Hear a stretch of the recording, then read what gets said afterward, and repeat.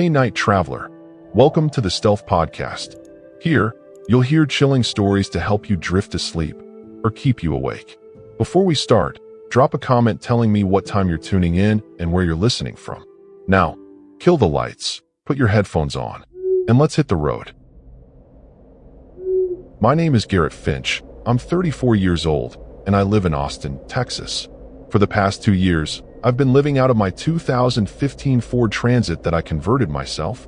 Nothing fancy, just a bed platform, some storage cubes, and a portable stove. My girlfriend Simone broke up with me about 8 months ago, said she couldn't handle my drifter lifestyle anymore, and honestly, I didn't blame her. I worked remotely as a freelance graphic designer, which meant I could park anywhere with decent cell service and call it home. My buddy from college, Derek, had been telling me for months about Eureka Springs, how it was this weird, artsy mountain town with cheap camping spots and incredible hiking trails. He said the fall colors were insane up there, and I needed to see them before winter hit. So I packed up my van, told my parents I'd be gone for a few weeks, and headed north through Oklahoma into the Ozarks. The drive took me about 9 hours, and by the time I rolled into Eureka Springs, the sun was already dipping behind the ridgeline, painting everything in shades of orange and deep purple. The town itself was like something out of a postcard, narrow, winding streets lined with Victorian houses that seemed to cling to the hillsides at impossible angles. I drove through the main strip, past antique shops and crystal stores with hand-painted signs, and I could feel the van's transmission struggling with the steep grades. I'd planned to stay at one of the official campgrounds just outside town, but when I pulled up to the entrance of the first one, there was a handwritten sign that said, "Full, try Basin Park Overflow Lot." I checked my phone. It was already past 7, and the next nearest campground was another 40 minutes away according to Google Maps. I wasn't about to drive that far in the dark on these mountain roads, so I decided to find a quiet spot to boondock for the night, maybe hit up a proper campground in the morning. I drove east out of town on Highway 62, watching my GPS until I found a turnoff that looked promising. County Road 210, a narrow gravel path that snaked up into the dense forest. The trees here were thick, mostly oak and hickory, and their branches created a canopy so dense that my headlights seemed to get swallowed up in the shadows. I followed the road for maybe 2 miles, passing a couple of rusted mailboxes and what looked like abandoned homesteads, until I found a wide spot where the road curved. It was perfect, flat ground, far enough from the main highway that I wouldn't hear traffic, and completely secluded. I pulled the van in, killed the engine, and just sat there for a moment, listening. That's when I noticed how quiet it was. I mean, disturbingly quiet. No crickets, no owls, no wind rustling through the leaves. Just this heavy, pressing silence that made my ears ring a little. I told myself I was being paranoid, that I was just tired from the drive and my mind was playing tricks on me. I stepped out of the van to stretch my legs, and the temperature had dropped significantly. I could see my breath in little puffs as I walked around to check my tires and make sure I wasn't parked on any weird angle. The gravel crunched under my boots, and each step seemed obscenely loud in that silence. I grabbed my headlamp from the front seat and decided to walk about 20 feet into the tree line to take a leak before settling in for the night. As I stood there in the darkness, doing my business, I heard it for the first time. This faint whistling sound, barely audible, coming from somewhere deeper in the woods. It wasn't like a bird call or wind through the branches. It was melodic, almost like someone whistling a tune, but I couldn't quite make out what song it was. The sound would rise and fall, getting slightly louder, then fading away, then coming back again. My first thought was that maybe there was another camper out here, someone hiking the trails or something, but the more I listened, the more wrong it felt. The whistling had this hollow quality to it, like it was echoing through a long tunnel, and it seemed to be moving, circling around my position in a way that didn't make sense for a person walking. I zipped up quickly and headed back to the van, that whistling still drifting through the trees behind me. I climbed inside and locked the doors, which felt stupid, like what's a door lock going to do against whatever's out there in the woods, but it made me feel slightly better. I pulled out my phone to text Derek, ask him if he knew anything about weird sounds in these mountains, but I had no service, not even one bar. Of course, I was completely off the grid out here. I tried to rationalize what I'd heard. Maybe it was some kind of Ozark wildlife I wasn't familiar with, or maybe the wind playing tricks as it moved through the hollows and valleys. I'd read somewhere that these mountains were full of caves, and air moving through cave systems could create all sorts of strange noises. Yeah, that had to be it. I made myself some instant ramen on my camp stove, ate it while scrolling through the photos I'd taken during the drive, trying to distract myself from that eerie whistling that I could still hear, faintly, even through the van's walls. Around 9:30, I decided to call it a night. I changed into my sleeping clothes, set up my sleeping bag on the bed platform, and turned off my headlamp. The darkness inside the van was absolute.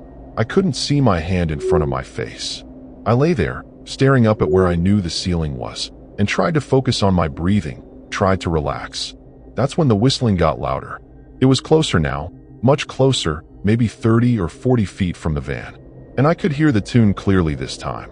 It was "Oh Susanna," that old folk song, being whistled in this slow, deliberate way that made my skin crawl.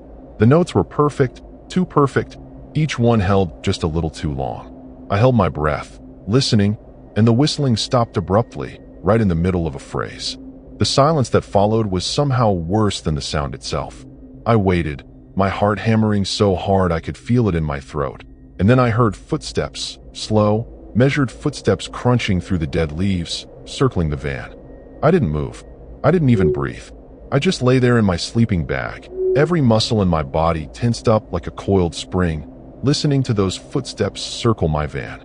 They weren't hurried or frantic. They were slow, methodical, like whoever or whatever was out there had all the time in the world.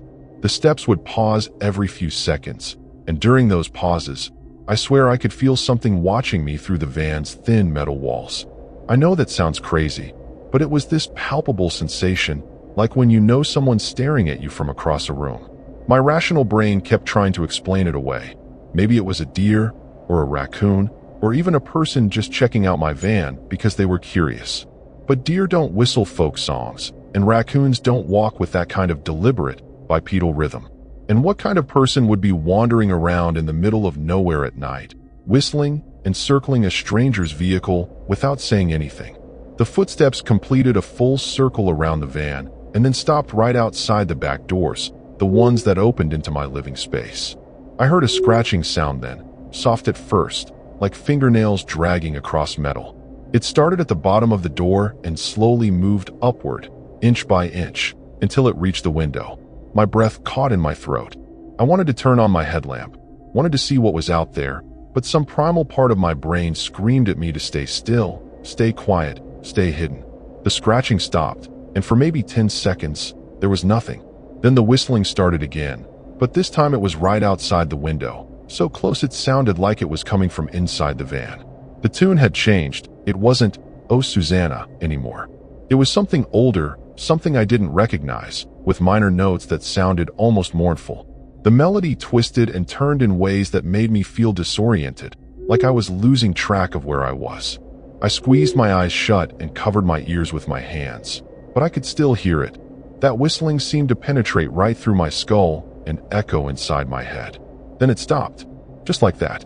Complete silence again. I waited, counting my heartbeats. 1, 2, 3, all the way up to 50, before I finally uncovered my ears. Nothing. No footsteps, no whistling, no scratching. Just the oppressive quiet of the Ozark forest pressing in on all sides. I reached out slowly in the darkness, fumbling for my headlamp on the floor beside the bed platform, and when my fingers closed around it, I hesitated. Did I really want to see what might be standing outside those windows? What if there was a face pressed against the glass, staring in at me? What if those eyes were still watching? I held the headlamp in my shaking hands for what felt like an eternity before I finally worked up the courage to turn it on. The red light mode clicked on first. I always kept it on red for night vision, and I slowly swept the beam across the interior of the van. Everything looked normal. My camp stove, my storage bins, my clothes hanging from the hooks I'd installed. Nothing was disturbed, nothing was out of place. I directed the beam toward the back windows, my heart pounding so hard I thought it might burst through my chest. The windows were fogged up from my breathing, and I could see condensation running down the glass in little rivulets. But I couldn't see outside. The darkness beyond was too thick, too complete. I sat up slowly, careful not to make any noise, and wiped away some of the condensation with my sleeve. I pressed my face close to the glass and peered out into the forest. At first, I couldn't see anything except the vague shapes of trees silhouetted against the slightly lighter sky. Then my eyes adjusted, and I saw it. A figure, standing maybe 20 feet away, barely visible in the shadows between two large oak trees. It was tall, taller than any person I'd ever seen, and impossibly thin. The proportions were all wrong, like someone had taken a human form and stretched it out like taffy. I couldn't make out any features, couldn't see a face or clothes or anything specific, just this elongated silhouette that stood perfectly still, facing the van. I jerked back from the window, my hand flying to my mouth to stifle a scream. My mind was racing, trying to process what I'd just seen, trying to convince myself it was just a trick of the shadows, just my imagination running wild after a long day of driving. But I knew what I'd seen. That thing out there wasn't human. It wasn't an animal. It was something else, something that belonged in those old stories Derek had mentioned once, stories about things that lived in the deep hollers of the Ozarks, things that the old-timers warned their kids about. I'd laughed when he told me about them, thought they were just campfire tales meant to scare tourists. But I wasn't laughing now. I grabbed my phone, desperately hoping that maybe, just maybe, I'd gotten a signal back, but the screen just showed that same no service message mocking me. I thought about starting the van, about just driving out of here as fast as I could, but I'd have to go outside to check if my path was clear, and there was no way in hell I was opening those doors with that thing standing out there in the woods. The whistling started again, but this time it wasn't coming from outside. It was coming from underneath the van. I froze, my blood turning to ice in my veins. The sound drifted up through the floor, that same eerie, melodic whistling, and I could feel the vibrations of it through the metal. It was moving, traveling from the back of the van toward the front, and I realized with growing horror that whatever was out there was now underneath my vehicle. I could hear it scraping along the undercarriage, could hear the suspension creaking as it moved. The whistling grew louder, more insistent, and the tune shifted again into something that sounded almost like a lullaby, but wrong, distorted, like a music box winding down. I pulled my sleeping bag up over my head like a child hiding from monsters, knowing how useless it was, but needing some barrier, any barrier, between me and that sound. My whole body was trembling now, and I could taste copper in my mouth from biting my lip too hard. The whistling circled underneath me once, twice, 3 times, and then it stopped right below where I was lying. The silence that followed was worse than any sound I'd heard all night. I stayed frozen under my sleeping bag, barely breathing, waiting for something to happen, for the van to tip over, for those back doors to rip open, for something to crash through the windows. But nothing came, just that suffocating quiet pressing down on me from all sides. I don't know how long I stayed like that, maybe 5 minutes, maybe an hour. Time had lost all meaning in the darkness.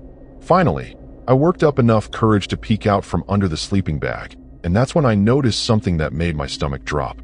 There was a smell now, this awful, rotten odor that hadn't been there before, like dead leaves and stagnant water, and something else underneath it all, something sweet and putrid that reminded me of the time I'd found a dead possum behind my apartment building back in Austin. The smell was seeping up through the floor vents, filling the van, making my eyes water and my throat close up. I pressed my shirt over my nose and mouth, trying not to gag, and that's when I heard the tapping. Tap, tap, tap. 3 deliberate knocks on the underside of the van, right below my bed platform. Then nothing. I waited, counting in my head again, and after exactly 30 seconds, 3 more taps. Tap, tap, tap. It was systematic, almost like Morse code, like whatever was under there was trying to communicate. Or maybe it was just testing the floor, seeing how solid it was, seeing if it could break through. My mind flashed to all those videos I'd watched on YouTube about van builds, how most conversion vans just had thin plywood or sometimes even just vinyl flooring between you and the undercarriage. If something down there really wanted to get in, it wouldn't take much effort. The tapping continued, moving from spot to spot, under the bed, under the kitchen area, under the driver's seat, like it was mapping out the entire floor plan of my van.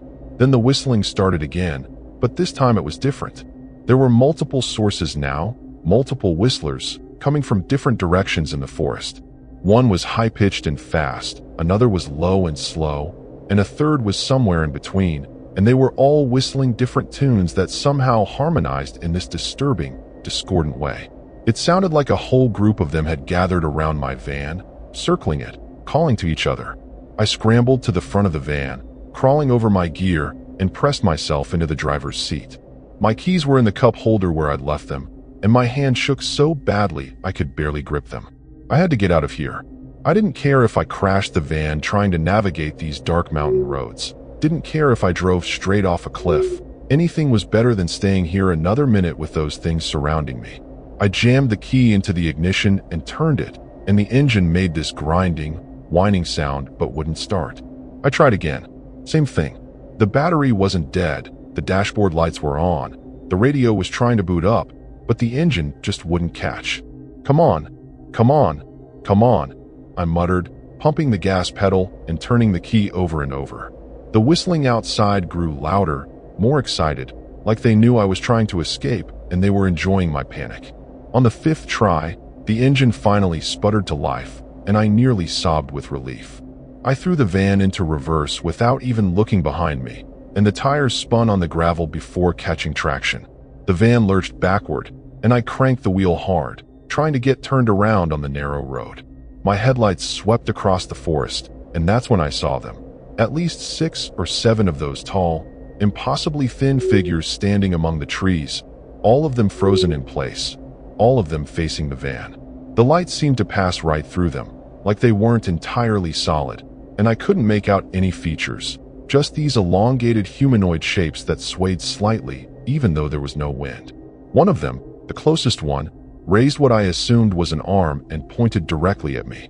I slammed the van into drive and punched the gas, gravel spraying out behind me as I tore down County Road 210 way too fast for these conditions.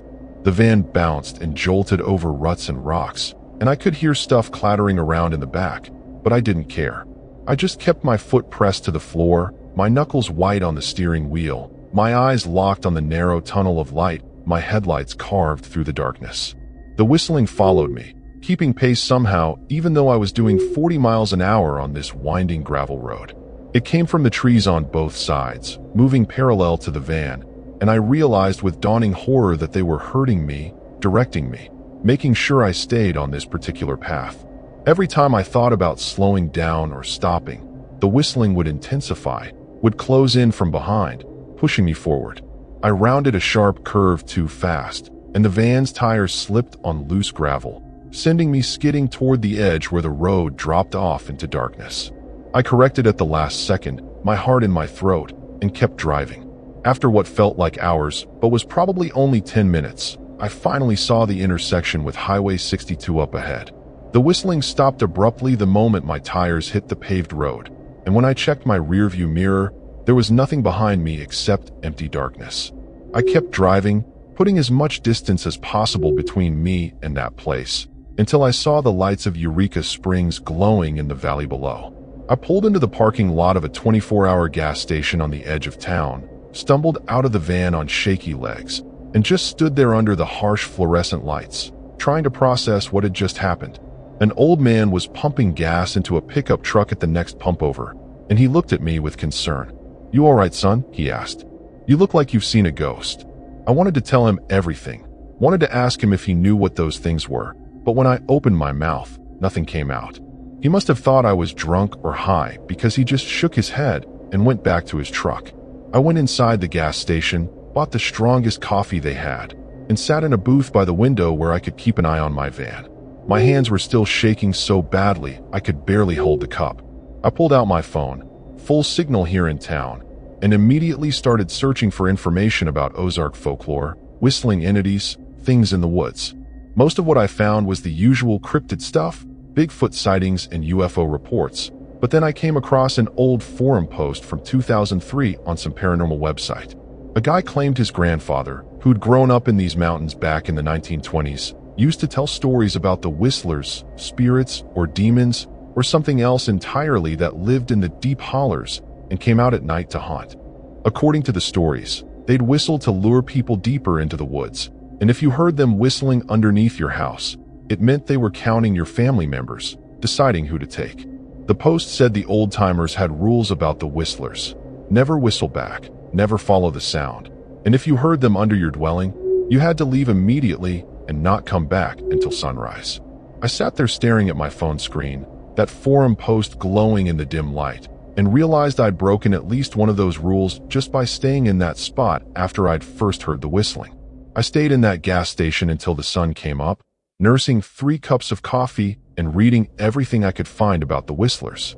Most of it was scattered across obscure forum posts and regional folklore sites. Stories passed down through generations of Ozark families who knew better than to venture into certain parts of the mountains after dark. One account from a woman in Mountain View described how her uncle had encountered them back in the 70s while camping near Buffalo River.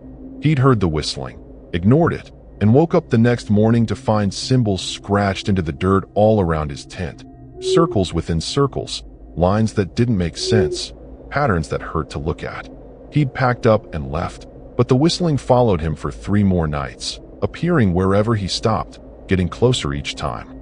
On the 4th night, he finally made it to his sister's house in town, and the whistling stopped at the property line, like it couldn't cross onto consecrated ground or something.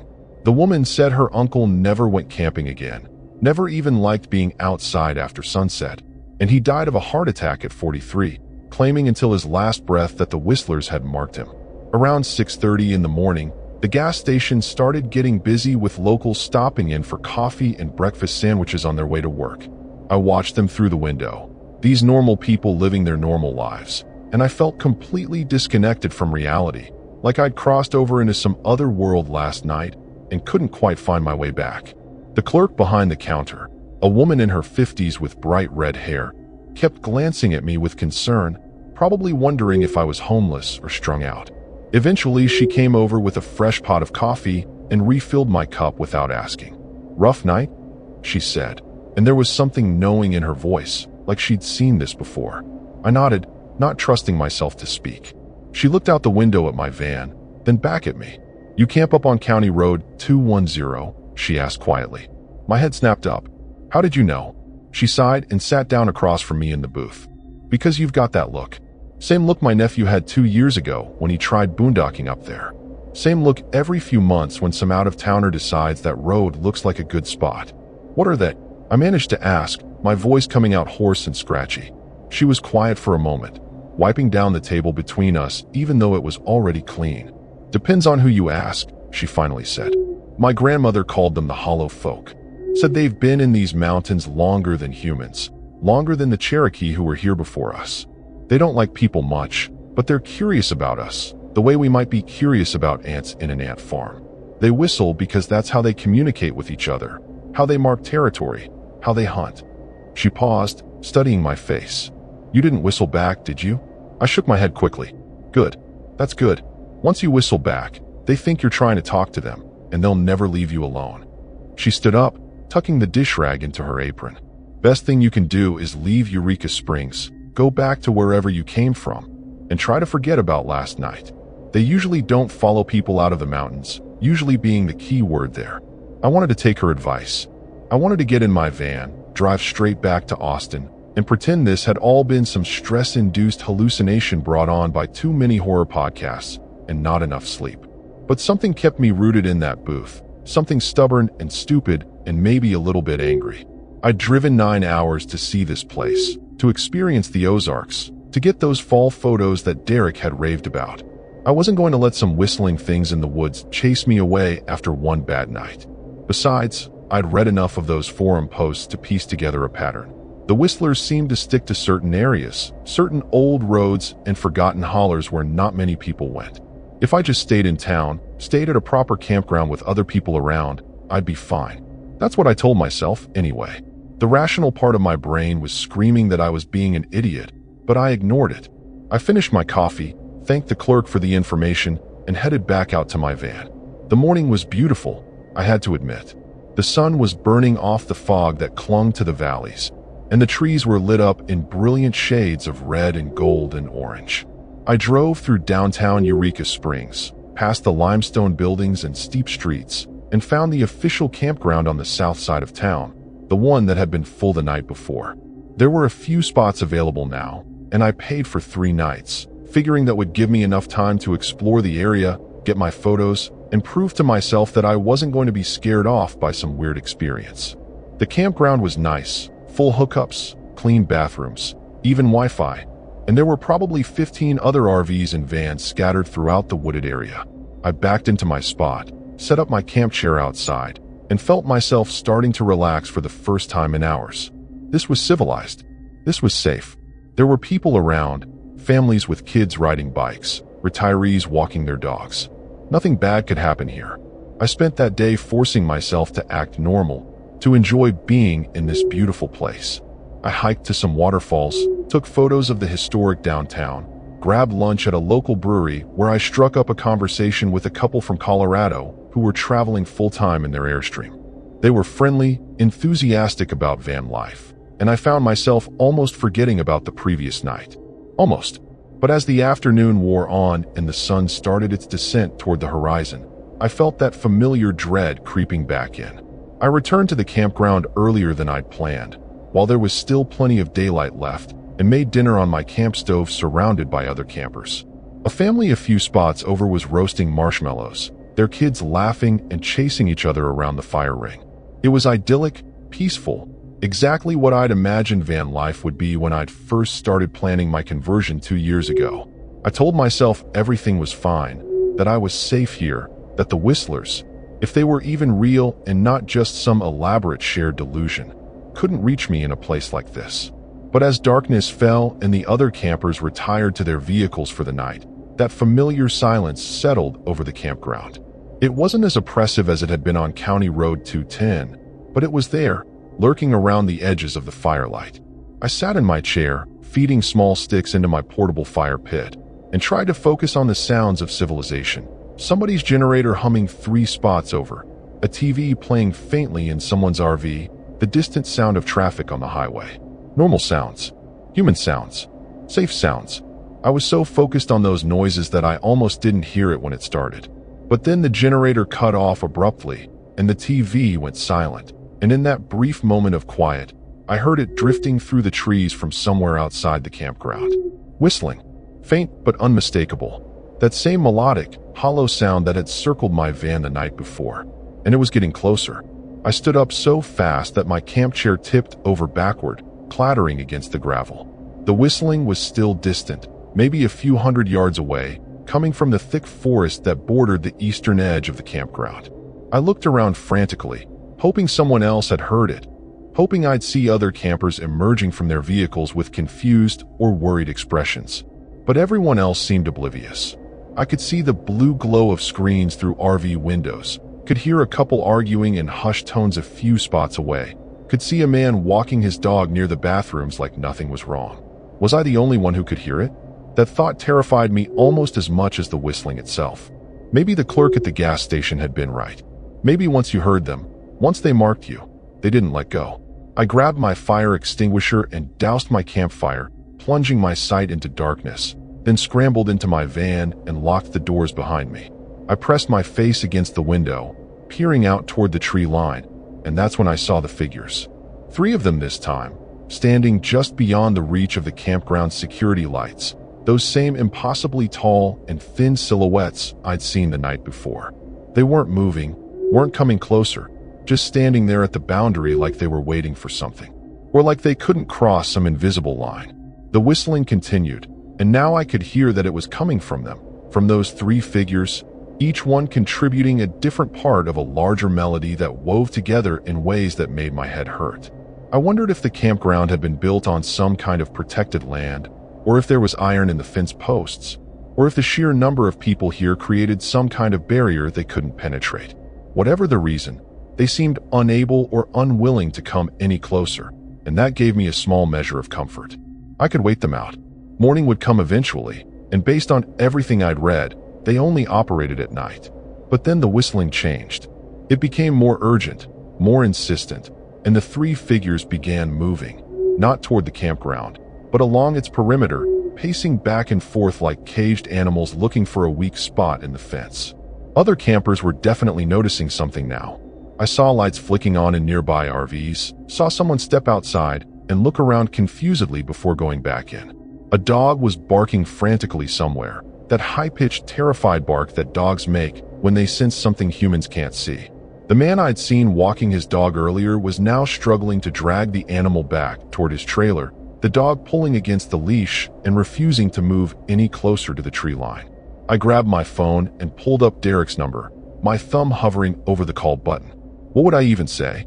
That I was being stalked by folklore creatures in the Ozarks? That his recommendation to visit Eureka Springs had nearly gotten me killed? I put the phone down. This was my problem to deal with, my stupid decision to stay here instead of running like that gas station clerk had suggested. The whistling stopped abruptly, all three figures freezing in place at once. The sudden silence was deafening, and I held my breath, waiting to see what would happen next. For maybe 30 seconds, nothing moved, not the figures in the forest, not me in my van, not even the wind in the trees. Then I heard footsteps on gravel, human footsteps, and I watched in horror as one of the campers emerged from his RV several spots down from mine. He was an older guy, maybe mid-50s, wearing pajama pants and a fleece jacket, and he was walking toward the tree line like he was in a trance. His movements were jerky and unnatural, like a puppet being pulled by strings, and as he walked, I could hear him humming. He was humming the same tune the whistlers had been playing, and even from inside my van, I could see that his eyes were completely unfocused, staring at nothing. No, I muttered, fumbling with my door lock. I had to stop him, had to do something, but my hands weren't cooperating, weren't moving fast enough. By the time I got my door open and stumbled out into the night, the man was already at the edge of the campground, already stepping past the boundary into the forest. The three figures moved toward him, gliding across the ground without seeming to actually walk, and they surrounded him in a loose circle. The man stopped humming and just stood there, swaying slightly, while the whistlers leaned in close to him, their elongated forms towering over him. I wanted to scream at him to run, wanted to charge over there and drag him back to safety, but I was frozen in place, my legs refusing to obey my brain's commands. Other campers were emerging now, drawn by the commotion, and I heard someone yelling, Hey buddy, what are you doing?" But the man didn't respond, didn't even seem to hear. One of the whistlers reached out with what I assumed was a hand, though it looked more like a branch or a tendril, and touched the man's forehead. The man's body went rigid, his back arching unnaturally, and then he collapsed to the ground like his strings had been cut. The three whistlers looked up then, looked directly at the group of us standing in the campground, and I swear I felt them studying us, evaluating us, deciding which one of us they wanted next. The moment stretched out forever, this horrible tableau of us staring at them and them staring back. And then someone behind me broke the spell by running toward the campground office, shouting for help, shouting to call 911. The figures retreated backward into the forest, moving in that same gliding motion, and within seconds they'd vanished completely into the shadows between the trees. Several of us rushed forward to where the man had fallen, and I got to him first, dropping to my knees beside his crumpled form. He was breathing, but it was shallow and ragged, and his eyes were rolled back in his head, showing only whites. His skin was ice cold despite the mild temperature, and when I pressed my fingers to his neck to check his pulse, I felt something under his skin, something moving, like worms crawling through his veins. I jerked my hand back, stumbling away from him, and that's when I noticed the marks. There were symbols carved into the dirt all around where he'd fallen, the same kind of circles and lines that I'd read about in those forum posts, patterns that seemed to shift and change when you looked at them directly. Other campers were crowding around now. Someone was on the phone with emergency services, someone else was trying to shake the man awake, and I backed away from the scene, backed away until I reached my van. I climbed inside, my whole body shaking uncontrollably, and started the engine without even thinking about what I was doing.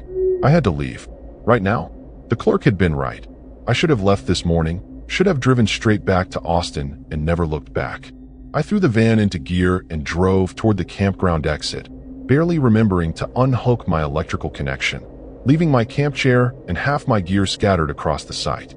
Behind me, I could hear sirens in the distance, could hear people shouting, could hear that dog still barking hysterically. And underneath all of it, barely audible but definitely there, I could hear whistling coming from the forest, following me as I fled. I drove through the night, taking back roads and highways at random, just trying to put distance between myself and Eureka Springs. Every time I thought about stopping, every time exhaustion started dragging at my eyelids, I'd hear that whistling again. Sometimes from the woods beside the road, sometimes from underneath the van, sometimes from inside my own head. I couldn't tell anymore. The sun finally came up somewhere in Oklahoma, and I pulled into a truck stop, bought the largest coffee they had, and sat in my van trying to decide what to do next. My phone had been buzzing for hours with notifications. I'd gotten my signal back around 3 a.m., and when I finally worked up the courage to check it, I found a dozen missed calls from Derek and a text message that made my blood run cold. Dude, just saw on the news that some camper in Eureka Springs had a medical emergency last night. They're saying it was a seizure, but local forums are going crazy with rumors. You still up there? You okay? I didn't respond. I didn't know what to say. Instead, I opened my Maps app and plotted a route back to Austin. The most direct path possible, no scenic detours, no stopping except for gas and bathroom breaks. But here's the thing that kept gnawing at me as I sat there in that truck stop parking lot, watching normal people go about their normal day. The Whistlers had let me go. Twice. They could have taken me that first night on County Road 210, could have dragged me out of my van the same way they'd lured that man out of his RV at the campground. But they hadn't. They just circled me, tested me, marked me somehow, and then let me run. Why? What made me different from that other guy? Or was I not different at all? Was I just on a longer timeline, being slowly drawn into whatever game they were playing? I looked at myself in the rearview mirror and barely recognized the person staring back, sunken eyes with dark circles underneath, skin pale and clammy, hands that wouldn't stop trembling. I looked like I'd aged 10 years in 2 days. And when I opened my mouth to take a sip of coffee, I realized I was humming that same tune the Whistlers had been playing, that tune I couldn't identify, couldn't remember learning, couldn't get out of my head no matter how hard I tried to think about something else. I drove back to Austin in a fog, barely remembering the journey, and when I finally pulled into my usual parking spot near my parents' house where I sometimes stayed between trips, my mom came out to greet me. She took one look at my face, and her smile disappeared. "Garrett, what happened to you?" she asked, reaching up to touch my cheek. I flinched away from her touch without meaning to. "Just a rough trip," I managed to say. "I think I caught some kind of bug up in the mountains." She wanted me to come inside, wanted to make me soup and put me to bed like she had when I was a kid, but I couldn't. I couldn't bring whatever had attached itself to me into their house, couldn't risk spreading this infection or curse or whatever it was to my family. I told her I just needed to sleep in my van for a bit, that I'd be fine in the morning, and I retreated back into my converted Transit, locking the doors behind me. That night, as Austin city sounds hummed around me, traffic and sirens and neighbors arguing, and all the chaotic noise of civilization, I lay in my bed platform and waited for the whistling to start again. It came just after midnight, faint at first, barely distinguishable from the wind, but growing steadily louder. And this time, I didn't feel afraid. This time, some part of me, some part that had been hollowed out and filled with something else during those 2 nights in the Ozarks, wanted to whistle back. My lips pursed of their own accord, and I felt the first notes forming in my throat, and with the last shred of my rational mind, I bit down on my tongue hard enough to taste blood.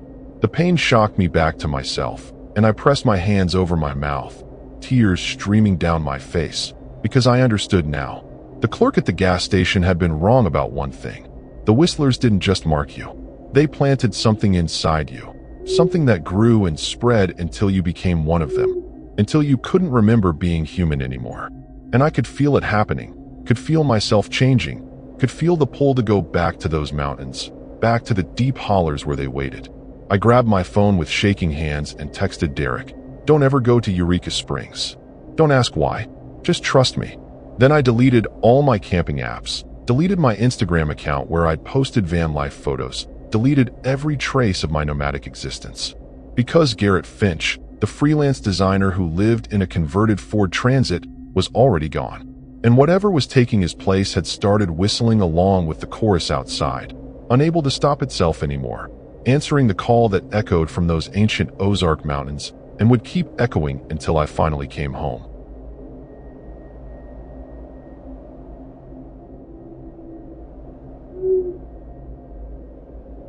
My name is Lorraine Kepler. I'm 42 years old, and I live in Memphis, Tennessee. I've been doing the van life thing for about 6 months, Ever since my divorce was finalized and I realized I didn't want to stay in that empty house anymore, surrounded by memories of a marriage that had slowly crumbled over 15 years. My ex-husband Mitchell got the house. I got my Toyota Sienna and enough money to convert it into something livable. It wasn't fancy, just a futon mattress in the back, some plastic drawers from Target, and a cooler I used as a refrigerator. But it was mine, and that was all that mattered. I worked as a medical transcriptionist, which meant I could do my job from anywhere with a laptop and decent internet.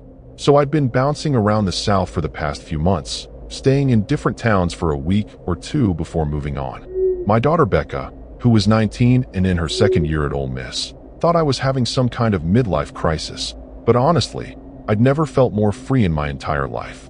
I'd heard about Eureka Springs from a Vanlife forum I frequented. People said it was quirky and artsy, with cheap camping and beautiful scenery, perfect for someone like me who needed to stretch their budget. I drove up from Little Rock on a Tuesday afternoon in late October, taking my time on the winding highways, listening to a true crime podcast about unsolved disappearances in national parks. The town itself was charming in that deliberately eccentric way that tourist towns often are, all Victorian buildings painted in bright colors and shops selling crystals and tarot cards. I grabbed lunch at a cafe where the waitress had purple hair and at least 7 facial piercings, and she told me about a free camping spot about 20 minutes outside town, near Beaver Lake, where a lot of van dwellers and RVers parked without any hassle from the authorities. It sounded perfect. I was trying to save money after spending too much on repairs to my van's transmission the previous month, and official campgrounds were running about $30 a night in this area. I followed the waitress's directions, heading north on Highway 187 until I found the turnoff she described, a dirt road marked only by a faded sign that said Lake Access. The road was rougher than I'd expected, full of potholes and exposed roots, and my poor Sienna bounced along like a tin can on wheels.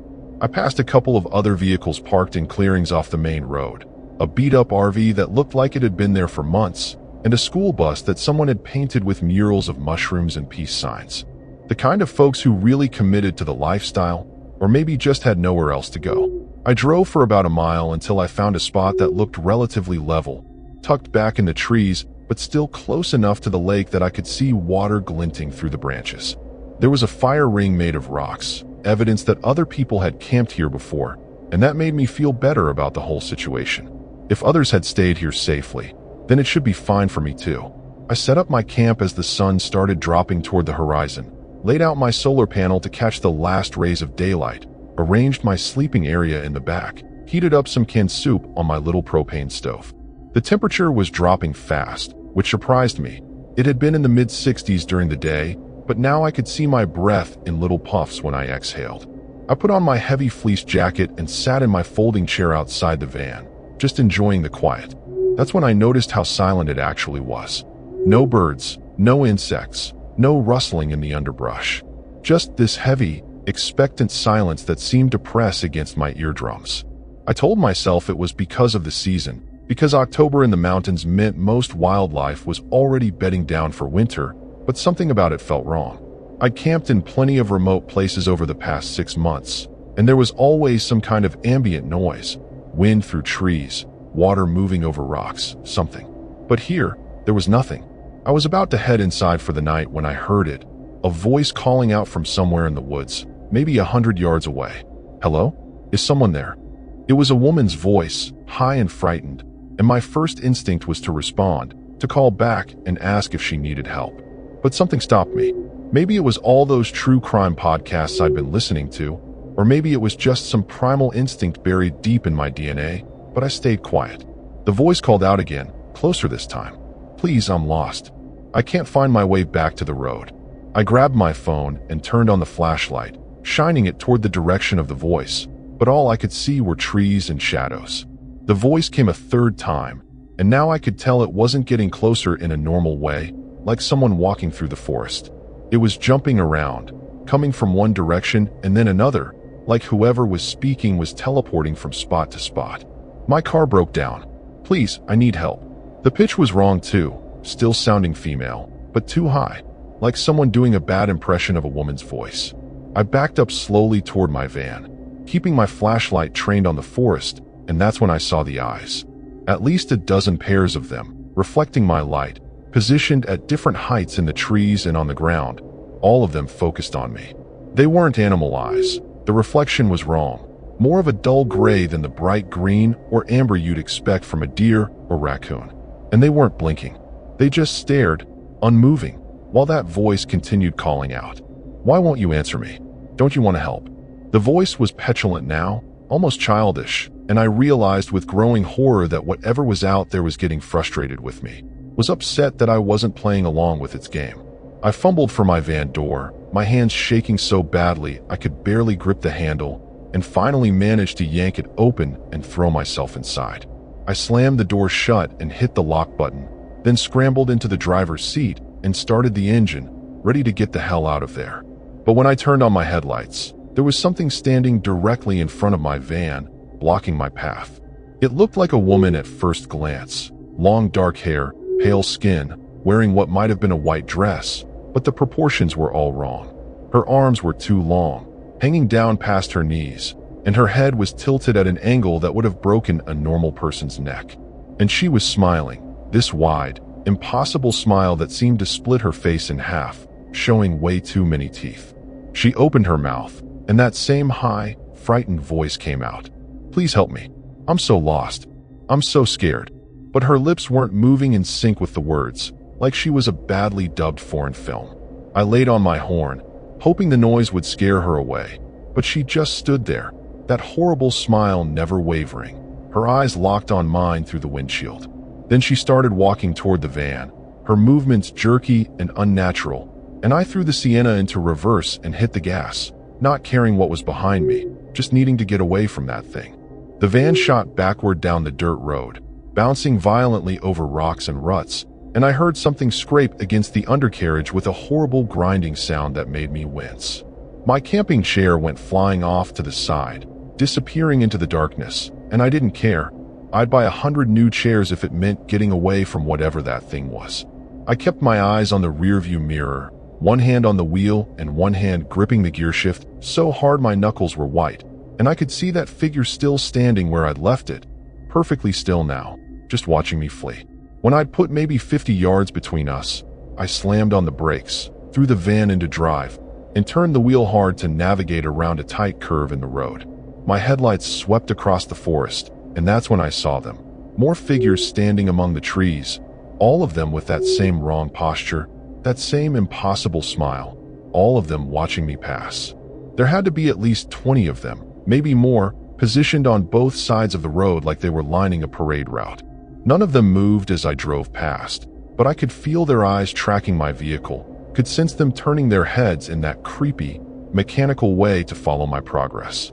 The voice started up again, but now it was coming from multiple directions at once, overlapping and echoing, creating this cacophony of desperate pleas that made my head throb. "Help me, please help me. Don't leave me here. I'm scared. I'm lost. Help me, please." The words blended together until they stopped sounding like language at all, just this mindless repetition of syllables that drilled into my skull.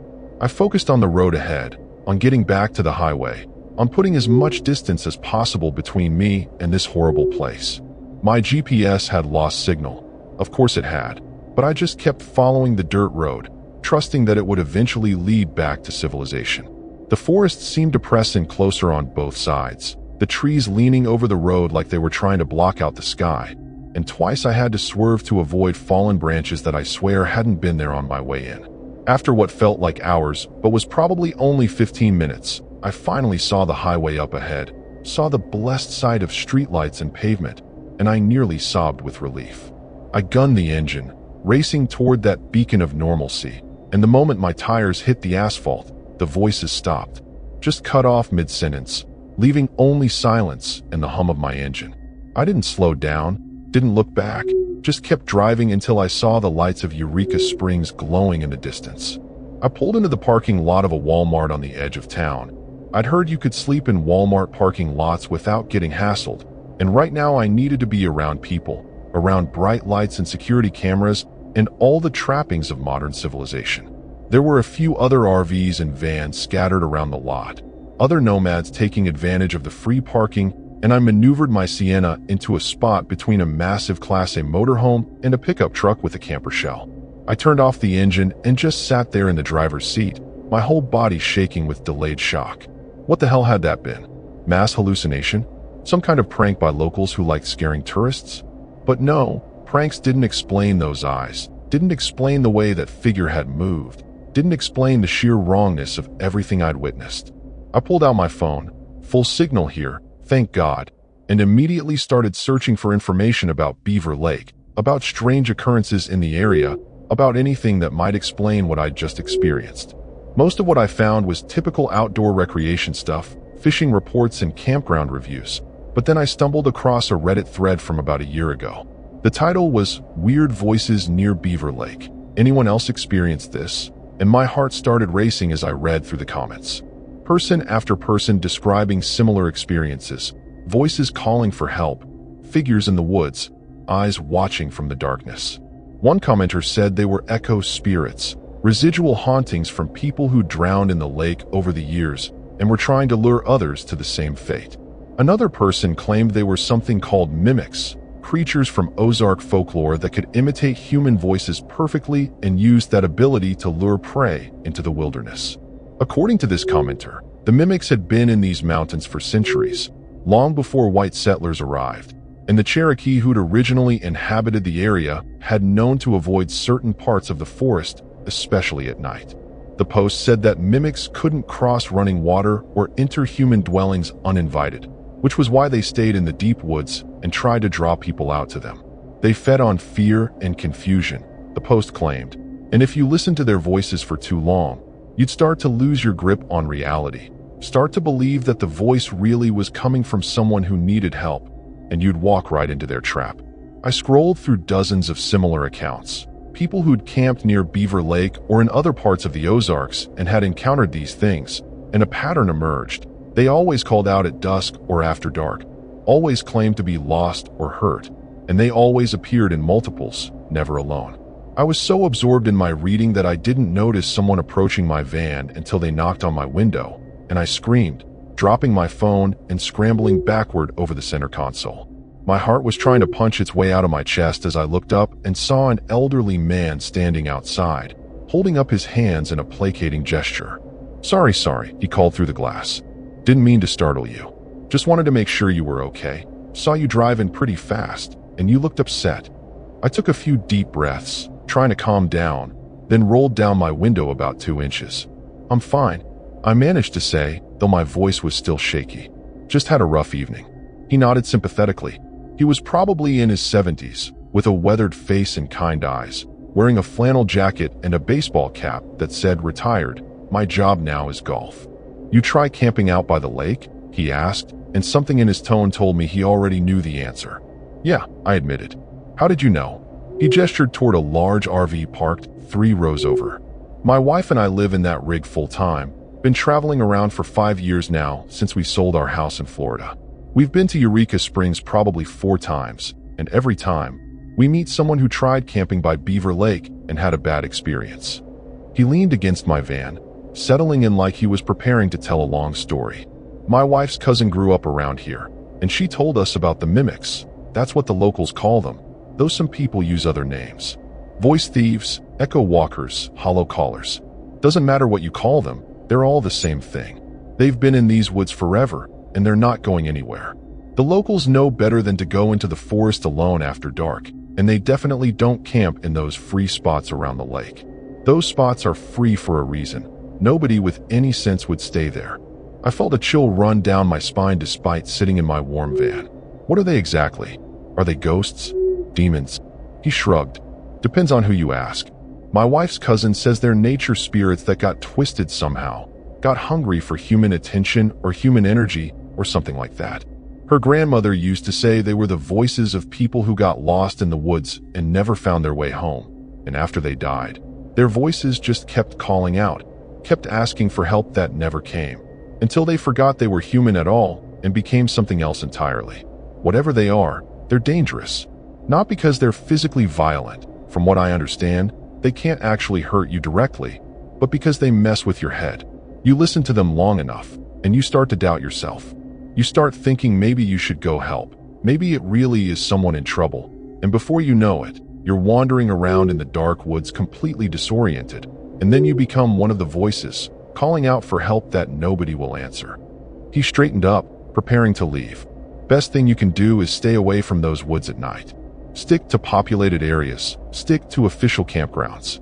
And if you hear voices calling for help, you ignore them, no matter how convincing they sound. That's not easy for good people like yourself. I can tell you're the kind of person who'd want to help, but trust me, whatever's out there doesn't need your help, and trying to give it will only end badly for you. I thanked him for the information and the warning, and he wished me a good night before shuffling back toward his RV. I sat there in the Walmart parking lot, my phone still showing that Reddit thread, and I made a decision. I was done with free camping spots. I was done with remote locations and taking chances on places that seemed too good to be true. Tomorrow morning, I'd find a proper campground with other people around. Maybe even splurge on a cabin rental if I could find something affordable. And I'd spend a few days in Eureka Springs doing normal tourist things before moving on to my next destination. No more adventures in the woods. No more trying to save money by parking in sketchy locations. I was 42 years old, recently divorced, trying to figure out my life, and I didn't need this kind of stress on top of everything else. I crawled into the back of my van, pulled my sleeping bag up to my chin, and tried to settle in for the night.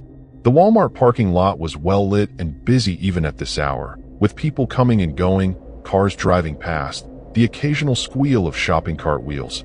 All the normal, mundane sounds of human civilization that I'd never appreciated so much in my life.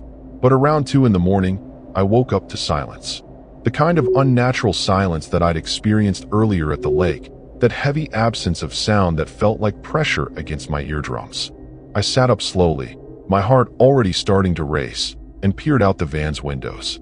The Walmart was still there, still lit up, but the parking lot was empty now. No cars, no RVs, nothing except my Sienna sitting alone in a vast expanse of asphalt. Even the streetlights seemed dimmer somehow, their glow not quite reaching my van, leaving me in a pool of shadow. And then I heard it, drifting across the parking lot from the direction of the woods beyond the store. Lorraine, can you hear me? It was my daughter Becca's voice, scared and desperate. Mom, I need your help. I'm lost. Mom, please. I felt ice water flood my veins. That wasn't possible. Becca was at Ole Miss, 200 miles away, safe in her dorm room. She wasn't here. She couldn't be here. But the voice continued, getting closer.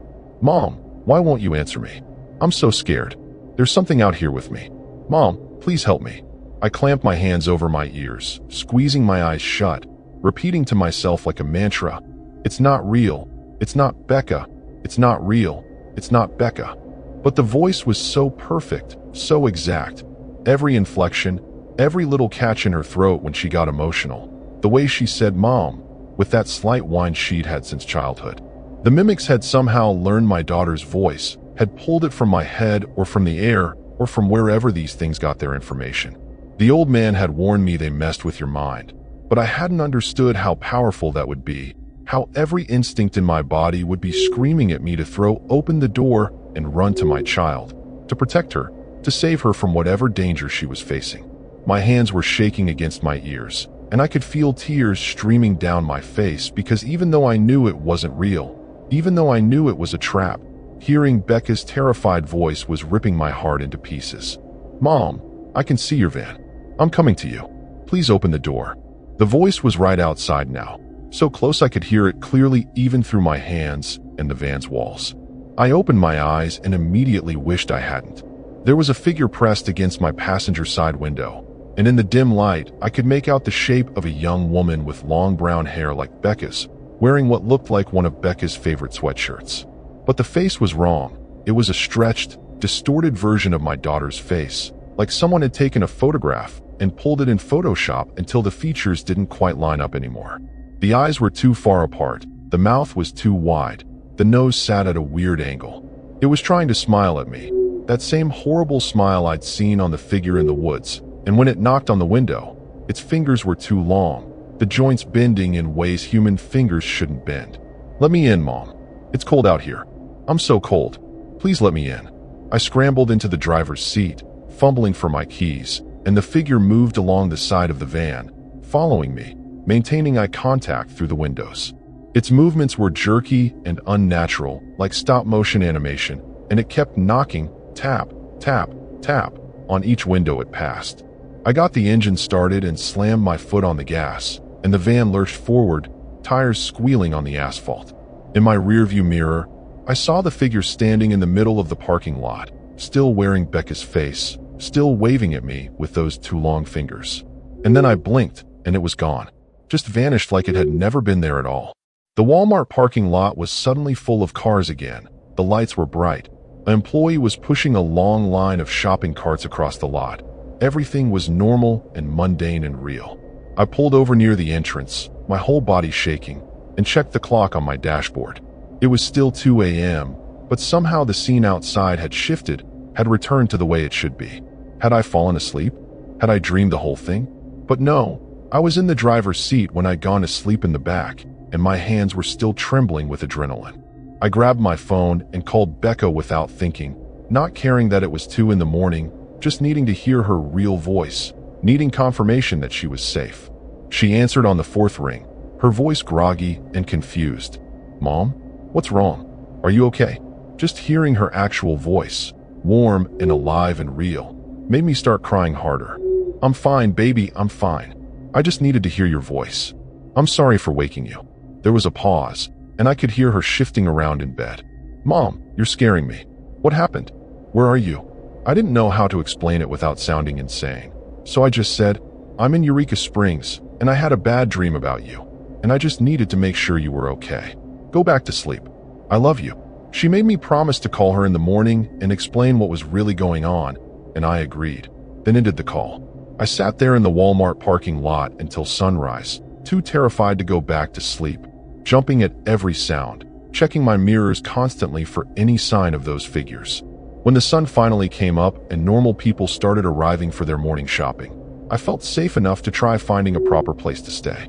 I drove into downtown Eureka Springs and found a small motel that had a room available. It was more than I wanted to spend, but at this point I didn't care about my budget anymore. I just needed 4 walls and a locked door and the knowledge that other people were nearby.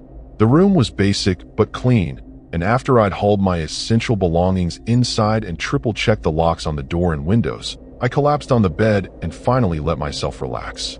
I spent the day in that room, ordering pizza delivery for lunch and Chinese food for dinner, catching up on work emails and transcription assignments, trying to pretend I was just having a normal, boring day. But every time I looked out the window at the mountains surrounding the town, I felt that familiar dread creeping back in. The knowledge that those things were out there in the forests, waiting for darkness to fall so they could start calling again. That evening, around 7, I decided I needed to talk to someone local about this, someone who might have more information than what I could find on Reddit threads and folklore websites. I walked down to the main strip and found a bookstore that specialized in local history and occult subjects, the kind of place that was probably half tourist trap and half genuine resource. The owner was a woman in her 60s with gray hair in a long braid and multiple turquoise rings on her fingers.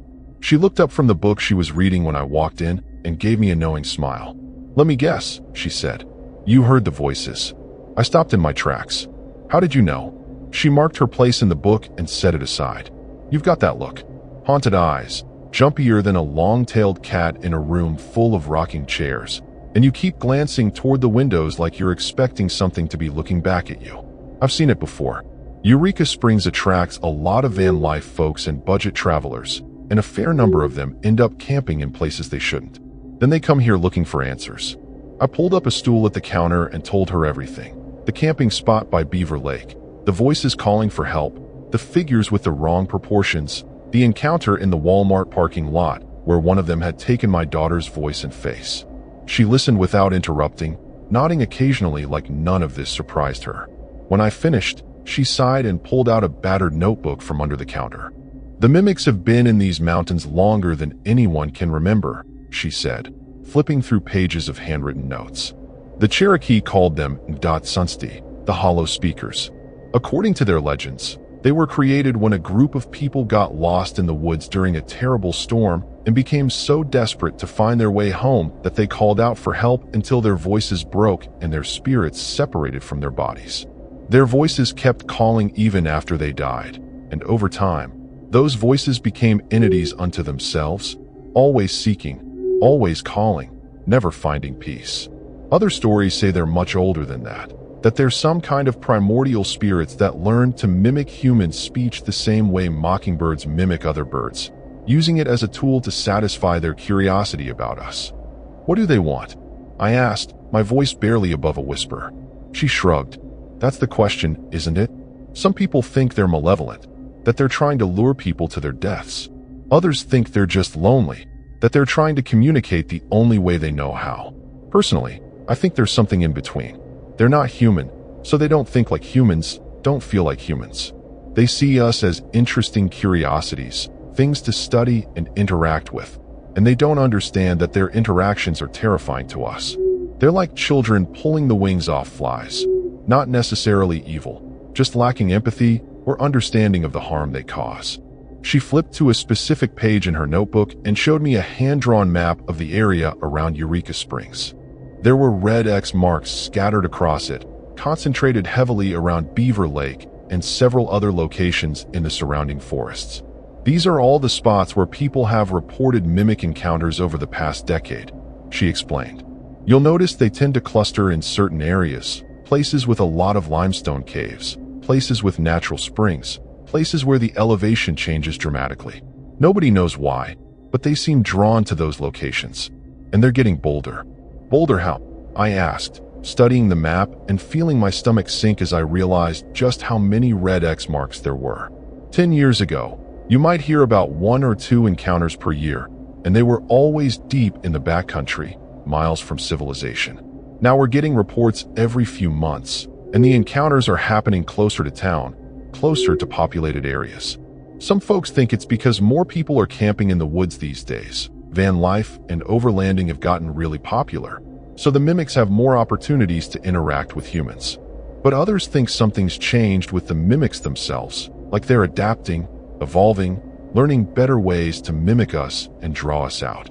She closed the notebook and looked at me seriously. Here's what you need to know if you're planning to stay in this area. Never go into the woods alone after sunset.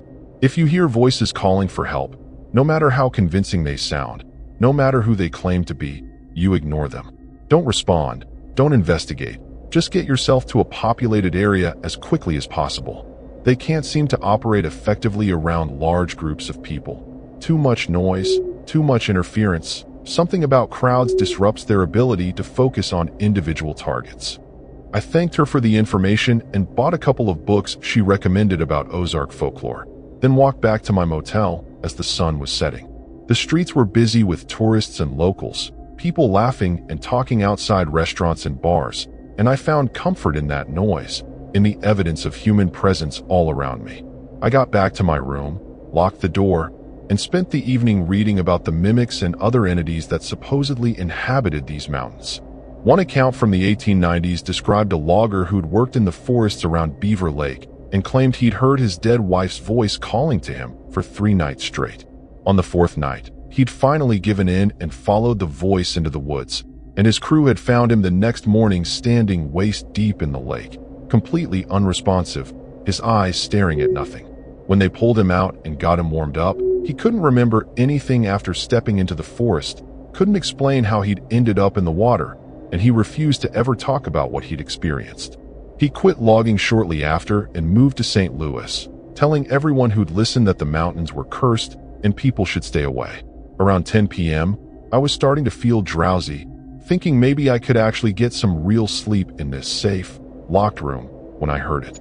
Faint at first, barely audible over the sound of traffic outside and the TV in the next room, but definitely there.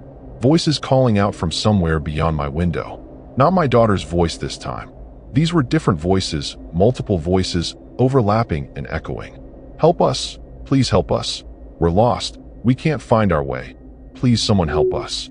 I got up slowly and moved to the window, careful not to get too close, and peered out at the street below. Everything looked normal. People walking past, cars driving by, the neon signs of businesses glowing in the darkness. But when I looked up at the mountains rising behind the town, I could see them. Dozens of figures standing among the trees, barely visible in the darkness. all of them facing toward town, toward the lights, toward the people. And they were all calling out, their voices carrying on the wind, creating this chorus of desperate pleas that made my skin crawl. They couldn't come into town, I realized. The old woman at the bookstore had been right. Something about populated areas kept them at bay, but they could stand at the edge and call out, hoping someone would hear, hoping someone would come. I backed away from the window and turned up the TV volume, trying to drown out those voices, but I could still hear them underneath the sitcom laugh track, underneath the traffic noise, underneath everything. They were persistent, relentless, and I wondered how many other people in Eureka Springs could hear them right now. How many were lying in their beds trying to ignore that chorus of desperate pleas. I grabbed my laptop and opened up the Vanlife forum I'd been following, searching for any recent posts about the area, and I found one from just 3 days ago. A guy named Marcus had posted asking if anyone else had experienced weird audio phenomena near Eureka Springs, and the comments section was full of people describing encounters similar to mine. One woman said she'd heard her deceased mother's voice calling to her from the woods behind a campground. Another person claimed they'd heard what sounded like a child crying in distress, and when they'd gone to investigate, they'd found nothing but those same tall figures standing in the shadows, watching them. What struck me most was a comment from someone who claimed to be a sound engineer, someone who worked with audio for a living. He said he'd recorded the voices on his phone during an encounter near Devil's Den State Park, which was only about an hour from Eureka Springs, and when he'd analyzed the recording later, he discovered something disturbing. The voices weren't coming from a single source point like normal sound would. They were coming from multiple points simultaneously, creating this effect where the sound seemed to originate from inside your own head as much as from external sources. He said it was similar to certain audio illusions used in experimental music, where tones are played at specific frequencies that cause the human brain to generate phantom sounds that aren't actually there. The mimics weren't just imitating voices, he theorized. They were somehow manipulating sound waves to create acoustic hallucinations, making people hear what the mimics wanted them to hear. That explained why the voices were so convincing, why they sounded exactly like people you knew even though the mimics couldn't possibly have heard those people speak. I spent the next hour reading everything I could find about acoustic illusions and auditory phenomena, falling down a rabbit hole of scientific papers about binaural beats and infrasound and the way sound could affect human psychology. There were documented cases of people experiencing hallucinations and paranoia when exposed to certain low-frequency sounds below the threshold of conscious hearing but still processed by the brain. Some researchers believe that natural geological formations could generate these sounds under the right conditions. Wind moving through caves, water flowing over rocks, tectonic plates shifting underground. What if the mimics weren't supernatural at all? What if they were just some kind of undiscovered natural phenomenon, a quirk of the Ozark geology that created these acoustic effects, and the human brain's pattern recognition software filled in the rest, creating the illusion of voices and figures where none actually existed? It would explain why they were concentrated in certain areas, why they seemed drawn to caves and springs and dramatic elevation changes. But then I remembered the figure at my window in the Walmart parking lot, remembered those two long fingers and that distorted face, and I knew it wasn't just sound. There was something physical out there, something real, even if I didn't understand what it was.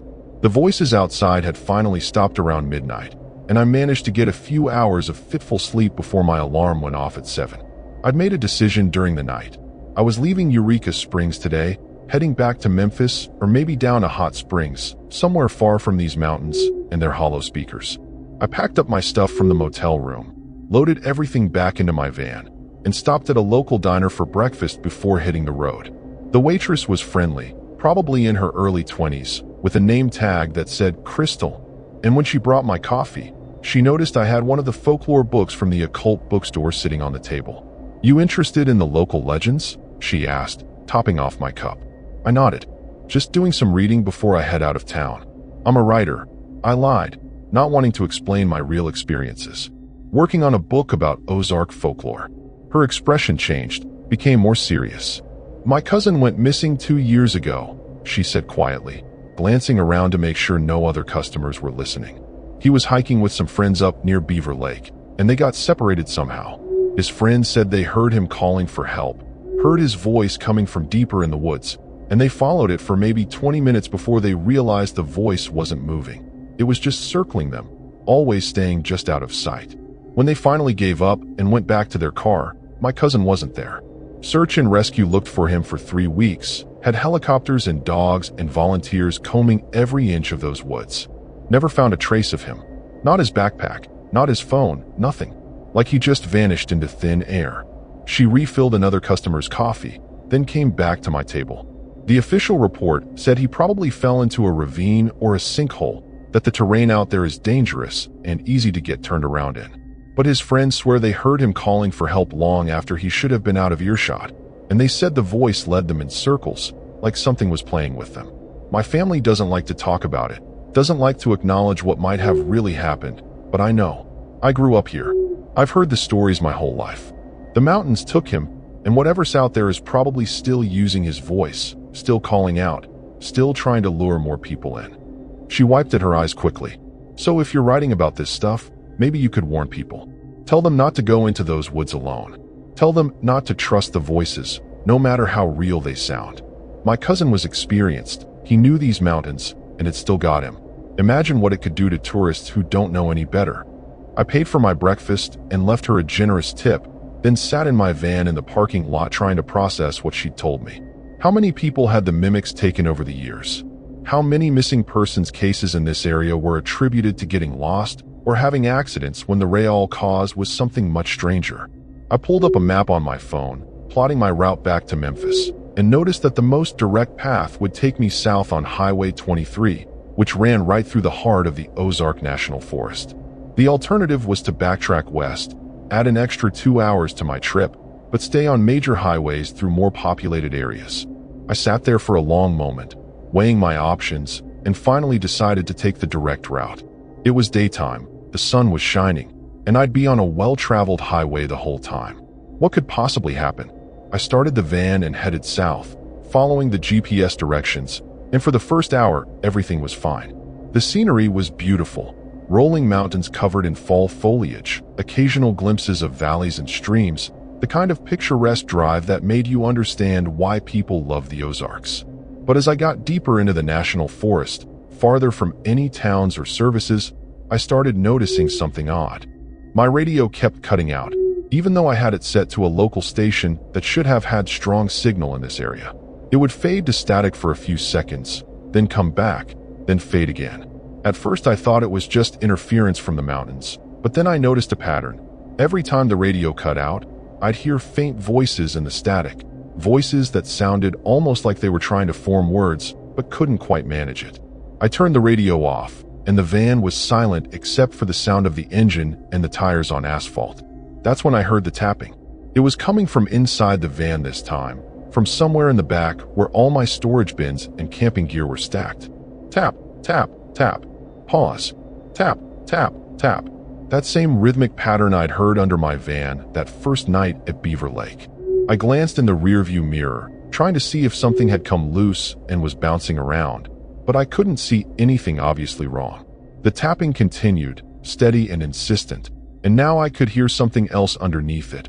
A faint whistling sound, barely audible, that seemed to be coming from my air vents. I rolled down my window, letting in fresh air and outside noise, hoping that would drown out whatever I was hearing. But the whistling just got louder, and now I could make out a melody, not a song I recognized, but something that sounded old, ancient even, with minor notes that made me feel uneasy. My hands tightened on the steering wheel, and I pressed down on the gas pedal, accelerating from 55 to 70, desperate to get through this stretch of forest as quickly as possible. The GPS said I had another 30 miles before I'd reach the town of Ozark, where I could stop and regroup and figure out what was happening. But as I rounded a curve, I saw something that made my blood run cold. There was a woman standing on the side of the road, waving her arms frantically, trying to flag me down. She was maybe 50 feet ahead, and she looked disheveled, distressed, like she'd been out here for a while. My first instinct was to stop, to help her, but then I remembered Crystal's story about her cousin, remembered all the warnings I'd received, and I kept my foot on the gas. As I got closer, I could see details that made me certain I was making the right choice. The woman's clothes were wrong. She was wearing a summer dress in October, and it looked like something from decades ago, not modern fashion. Her hair was perfectly styled despite the fact that she appeared to be in distress, and when I was about 20 feet away, I saw her smile. That same too-wide smile I'd seen on the figures in the woods. That same expression that didn't match the desperate waving of her arms. I blew past her doing 75, and in my rearview mirror, I watched her stop waving, stop pretending, just stand there in the middle of the road watching my van disappear around the next curve. She didn't look disappointed or frustrated. She looked curious, like she was studying me, learning from this interaction, figuring out what had tipped me off so she could do better next time. And that might have been the most disturbing thing of all, the realization that these entities were learning, adapting, getting better at their mimicry with each encounter. The tapping and whistling inside my van continued for another 10 miles, gradually fading as I got closer to civilization. And by the time I pulled into a gas station in Ozark, everything had gone quiet. I filled up my tank with hands that wouldn't stop shaking, went inside to use the bathroom, and bought a large coffee even though I was already jittery with adrenaline. The clerk asked if I was okay, said I looked pale, and I just nodded and mumbled something about being tired from the drive. I sat in my van in the parking lot, doors locked, trying to calm down enough to continue the trip home. That's when I noticed something on my passenger seat that definitely hadn't been there before. A small circle drawn in the condensation on my window, and inside the circle were lines that formed a pattern I didn't recognize. It looked almost like a symbol or a glyph, something intentional, and I realized with dawning horror that whatever had been in my van must have drawn it while I was driving. I wiped it away frantically, scrubbing at the window until no trace remained, and then I started the engine and drove straight through to Memphis without stopping again, keeping my radio off and my windows rolled up the entire way, jumping at every sound, convinced that I could still hear faint whistling underneath the rumble of the engine. I made it back to Memphis by late afternoon, and the sight of the city skyline had never looked so good, concrete and steel and traffic noise and all the chaotic energy of urban life. I'd been parking my van at a friend's house when I was in town, a woman named Rita who had a big driveway and didn't mind me using her address for mail. She came out when she heard me pull up, took one look at my face, and immediately put on a pot of coffee. "Jesus, Lorraine, what happened to you?" she asked as we sat at her kitchen table. "You look like you've been through hell." I told her everything, the whole crazy story spilling out of me in this frantic rush of words. And to her credit, she didn't interrupt or give me any skeptical looks. She just listened, refilling my coffee cup twice, and when I finished, she was quiet for a long moment. "My grandmother was from the Ozarks," she finally said. "Grew up in some tiny town near Mountain Home, and she used to tell us stories about the woods, about things that lived in the hollers and caves. We thought they were just fairy tales, stories to keep kids from wandering off, but she always insisted they were real. She said the old people knew to respect the mountains, knew there were places humans didn't belong, and if you ignored those warnings, you'd pay for it." Rita got up and rummaged through a drawer, pulling out a small pouch made of red fabric. "Granny gave me this before she died, said it was protection against what she called the old things. I've kept it all these years, but never really believed in it. You should take it." I opened the pouch and found a mixture of herbs and what looked like small stones or crystals, along with a folded piece of paper covered in handwritten symbols similar to the one I'd found drawn on my window. "What is all this?" I asked, studying the strange markings. "Protection sigils," Granny called them. "The herbs are supposed to ward off spirits and entities that mean harm. Sage, salt, iron filings, some other things I can't identify. She said you hang it in your dwelling, whatever that dwelling might be, and it creates a barrier that keeps the old things out." Rita reached across the table and squeezed my hand. "I know how this sounds. I know you're probably thinking I've lost my mind along with you.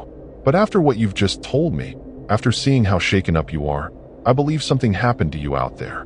Whether it was supernatural or psychological or some weird natural phenomenon, it doesn't matter. You experienced something traumatic, and you need protection, even if it's just psychological protection. Hang that pouch in your van. It can't hurt, and it might help." I thanked her and tucked the pouch into my jacket pocket, then spent the rest of the afternoon helping her with some yard work, just trying to feel normal again, trying to convince myself that I was safe here in the city, far from those mountains and their hollow speakers. That night, I slept in Rita's guest room instead of my van. I couldn't bring myself to sleep in the vehicle yet, couldn't shake the feeling that something might still be in there with me. I had nightmares all night, dreams where I was walking through endless forests and hearing voices calling my name, seeing figures standing among the trees, always watching, always waiting. I'd wake up every few hours in a cold sweat, and each time I'd have to remind myself where I was, that I was safe, that it was just dreams. But when I woke up for good around 7 a.m., I found myself humming a tune I didn't recognize, that same melody I'd heard whistling through my van's air vents. I stopped immediately, clamping my hand over my mouth, and the realization hit me like a physical blow. They'd gotten inside my head. The mimics had planted something in me, some echo of their presence, and it was still there, still working on me even hundreds of miles away from where I'd encountered them. I spent the next week trying to return to normal life. I parked my van in Rita's driveway and hung that protection pouch from her grandmother on my rearview mirror, though I couldn't bring myself to sleep in the van yet. I caught up on my transcription work, called Becca and assured her I was fine, made plans to drive down to the Gulf Coast for Thanksgiving. But something had changed in me. I found myself constantly on edge, jumping at unexpected sounds, unable to relax even in the safety of Rita's house. And the humming wouldn't stop. I'd catch myself doing it several times a day, while working, while cooking, while watching TV, and each time I'd realize with fresh horror that I was humming that tune, that melody that had been whistled at me in the forest. It was like an earworm that I couldn't shake, except it felt invasive, foreign, like it didn't belong to me. I started researching online, looking for information about auditory persistence and how to break free from repetitive thoughts, but nothing helped. The melody was lodged in my brain, playing on an endless loop just below my conscious awareness. About 10 days after I'd returned to Memphis, I was transcribing a medical report late at night when I heard it, voices calling from outside Rita's house. At first I thought it was just neighbors talking, but then I recognized the pattern, that desperate pleading quality that I'd learned to associate with the mimics. "Help me. Please, someone help me. I'm lost. I can't find my way." I got up from Rita's kitchen table where I'd been working and went to the window, and there they were. 3 figures standing at the edge of her property line, barely visible in the shadows cast by the streetlights, those same impossibly tall and thin silhouettes I'd seen in the Ozarks. They couldn't cross onto the property. Something was stopping them, whether it was the protection pouch in my van or some other factor, but they could stand at the boundary and call out. And they were getting better at it. The voices sounded more natural now, more convincing, less hollow than they had before. One of them was using my ex-husband Mitchell's voice, and hearing that familiar sound made my chest tighten even though I knew it wasn't really him.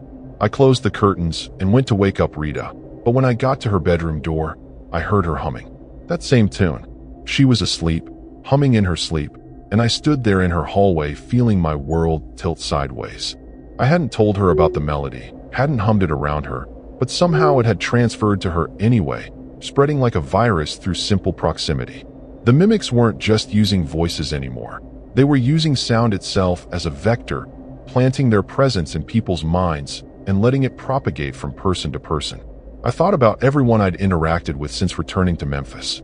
The clerk at the grocery store, the woman at the post office, my daughter Becca during our phone calls. Had I been humming during those interactions? Had I passed it along to them without realizing? I backed away from Rita's door and returned to the kitchen, my hands shaking as I tried to figure out what to do. I couldn't stay here, couldn't risk infecting Rita further, couldn't risk her becoming a conduit for whatever the mimics were trying to accomplish. I packed my stuff quietly, left a note thanking Rita for her hospitality and apologizing for leaving so abruptly, and loaded everything back into my van. The protection pouch was still hanging from my rearview mirror, swaying slightly as I started the engine, and I took some comfort in that even though I didn't really believe in magical protection.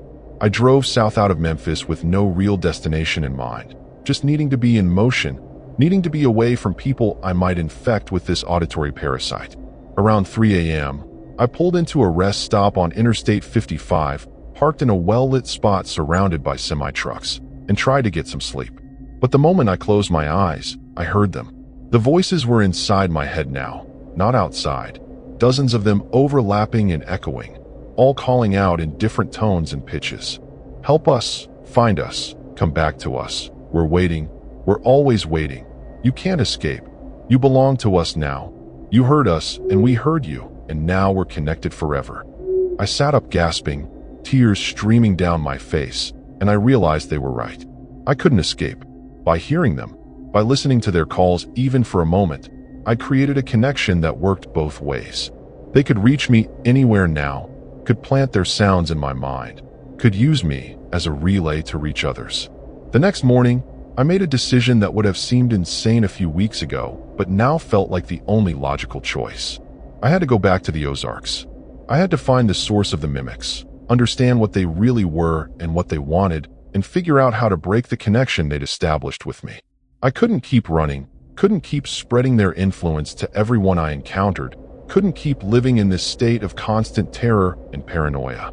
I pulled out my phone and started searching for information about the deepest, most remote parts of the Ozark National Forest, the places where the mimic encounters were most concentrated. If I was going to end this, I needed to go to the heart of it, to wherever these entities originated from. I found references to a place called Lost Valley, a cave system deep in the Buffalo National River area that was supposedly one of the most active locations for paranormal activity in the entire region. Multiple hikers had reported hearing voices there, seeing figures in the caves, experiencing time distortions and memory loss.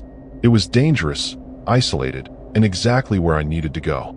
I drove back north, retracing my route toward Arkansas, and spent the day gathering supplies, flashlights, extra batteries, a handheld GPS unit, warm clothes, water purification tablets, everything I'd need for a potentially extended stay in the wilderness. I stopped at a sporting goods store and bought a small camping tent, thinking I'd probably need it since I didn't trust sleeping in my van anymore, didn't know what might manifest in that enclosed space. The clerk who rang up my purchases made a comment about how well prepared I was, and I caught myself humming that tune in response. His eyes glazed over for a moment, and he started humming along with me without seeming to realize what he was doing. I grabbed my bags and fled the store, horrified at how easily the melody had transferred, how the mimics were using me as a carrier to spread their presence into the wider world. By the time I reached the turnoff for Lost Valley, it was late afternoon, and I had maybe 2 hours of daylight left. The trailhead was empty, not surprising given that it was a weekday in late October, and there was a warning sign posted about cave safety and the dangers of entering unstable formations. I parked my van, transferred essential supplies to my backpack, and stood at the trailhead for a long moment, gathering my courage. Every rational part of my brain was screaming at me to turn around, to drive back to Memphis, to check myself into a psychiatric hospital and get evaluated for whatever breakdown I was clearly experiencing. But I couldn't do that. I couldn't keep living like this, couldn't keep spreading this infection, couldn't keep hearing those voices in my head every time I closed my eyes. I had to know what the mimics really were, had to understand the connection they'd formed with me, and maybe, just maybe, I could find a way to sever it. I started hiking into the valley, following the trail markers deeper into the forest, and with each step I took, the humming in my head grew louder, more insistent, like I was getting closer to some kind of source signal. The sun was setting behind the ridgeline, casting long shadows across the trail, and I could hear them now. Voices calling from the caves ahead, dozens of voices all speaking at once, creating this cacophony that should have been terrifying but somehow felt like coming home. I reached the cave entrance just as the last light faded from the sky, and I stood there at the threshold, my headlamp illuminating the darkness beyond, and I could see them inside. Dozens of those tall, thin figures, standing in the cave like they'd been waiting for me, like they'd known I would come. They weren't calling anymore. They were just standing there, perfectly still, and as I watched, one of them raised its hand and beckoned me forward. I took a step into the cave, then another, and behind me, I heard my own voice calling out from somewhere on the trail. "Help me. Please, someone help me, I'm lost." The mimics had taken my voice now, had learned it perfectly, and they were using it to call to anyone else who might be hiking these trails, using me as the lure to draw in the next victim. I walked deeper into the cave, toward those waiting figures, and I realized that I wasn't going to find answers here. I wasn't going to break the connection or escape their influence. I had become part of them now, another voice in their chorus, another tool they could use to spread into the world of humans. And as that understanding settled over me like a shroud, I opened my mouth and began to call out alongside them, my voice joining that eternal plea that echoed through these ancient mountains, forever seeking, forever calling, forever waiting for someone to answer.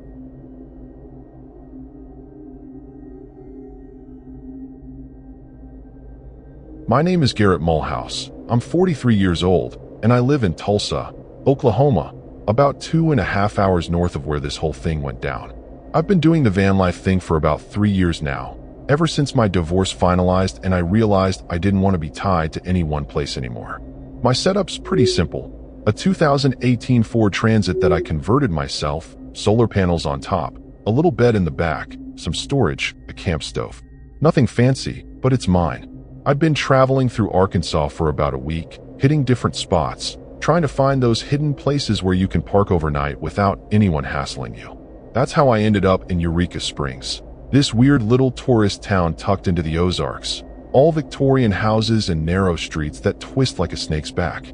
The plan was to stay near town, maybe hit up one of the official campgrounds, but those places were packed with RVs and families, and honestly, I just wanted some peace and quiet. So I started driving out on Highway 62, looking for Forest Service roads or old logging trails where I could tuck in for the night. That's when I found it. This unmarked dirt road that split off from the main highway, barely visible unless you were really looking. I've got this rule. If a road looks forgotten, it's probably perfect. I turned onto it, and my van started bouncing over ruts and rocks, tree branches scraping against the sides.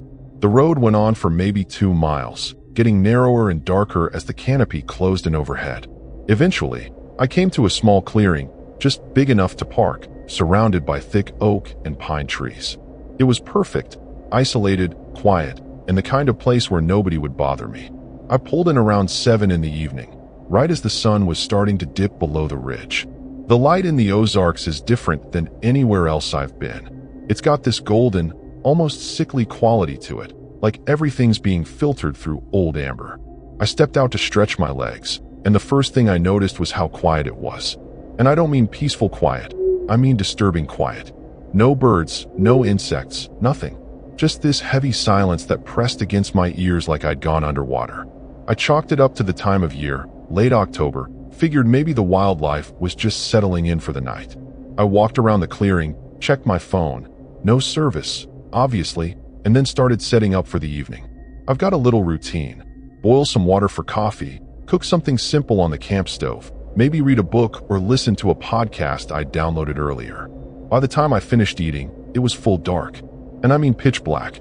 The kind of darkness you only get deep in the woods, where the trees block out the stars and the moon's just a suggestion somewhere above you.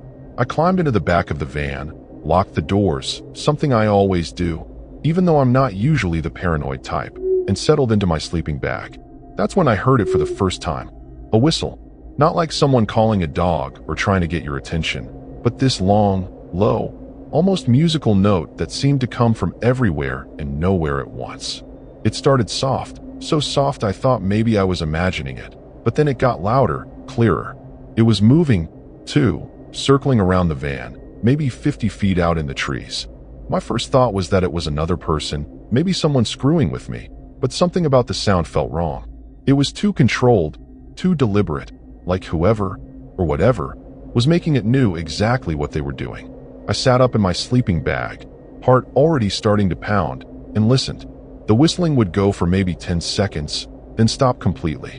Then it would start again from a different direction, sometimes to my left, sometimes behind the van, sometimes so close it sounded like it was right outside my window.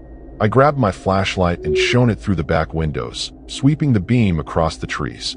Nothing. Just darkness and tree trunks and that horrible, oppressive silence in between the whistles. I told myself it was just someone hiking, maybe a local who knew these woods and was passing through, but even as I thought it, I didn't believe it. Nobody hikes out here at night. Nobody whistles like that unless they're trying to scare someone.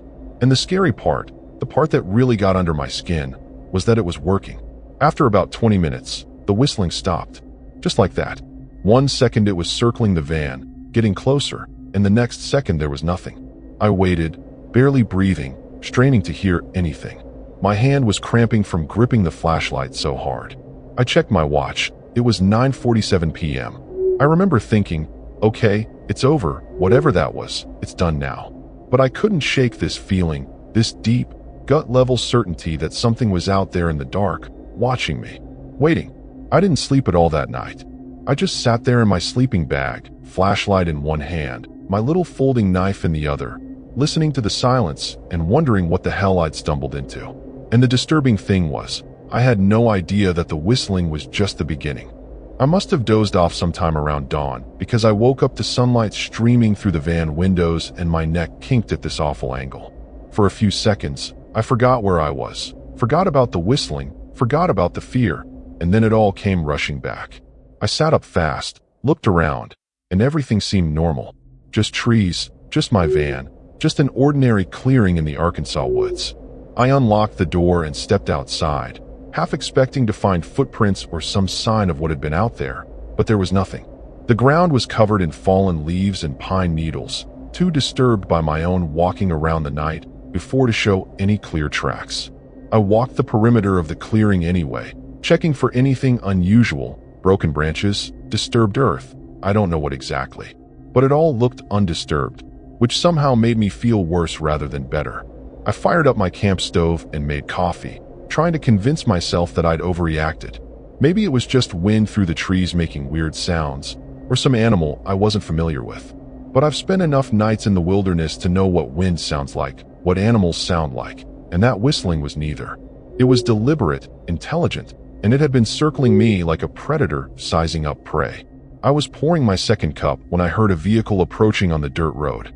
My first instinct was relief. Another person, civilization, someone I could maybe ask about the area. A beat-up Chevy pickup came bouncing into the clearing, and an older guy, maybe late 60s, climbed out. He had that weathered look people get when they've spent their whole lives outdoors, sun-damaged skin, squinting eyes, hands rough as tree bark. He nodded at me and said, "Didn't expect to find anyone out here." "Yeah, I'm just passing through," I said, trying to sound casual. Needed a quiet place to camp for the night. He walked over to where I was standing, glanced at my van, then looked around the clearing with this expression I couldn't quite read. "You hear anything last night?" he asked, and my stomach dropped. "Like what?" I said, even though I knew exactly what he meant.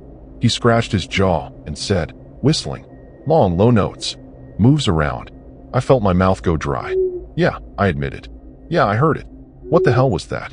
The old man looked at me for a long moment, like he was deciding whether to tell me something or just get back in his truck and leave. Finally, he said, "You're not from around here, are you?" I shook my head. "Tulsa," I said. He nodded slowly. "Well, you camped in the wrong spot, friend."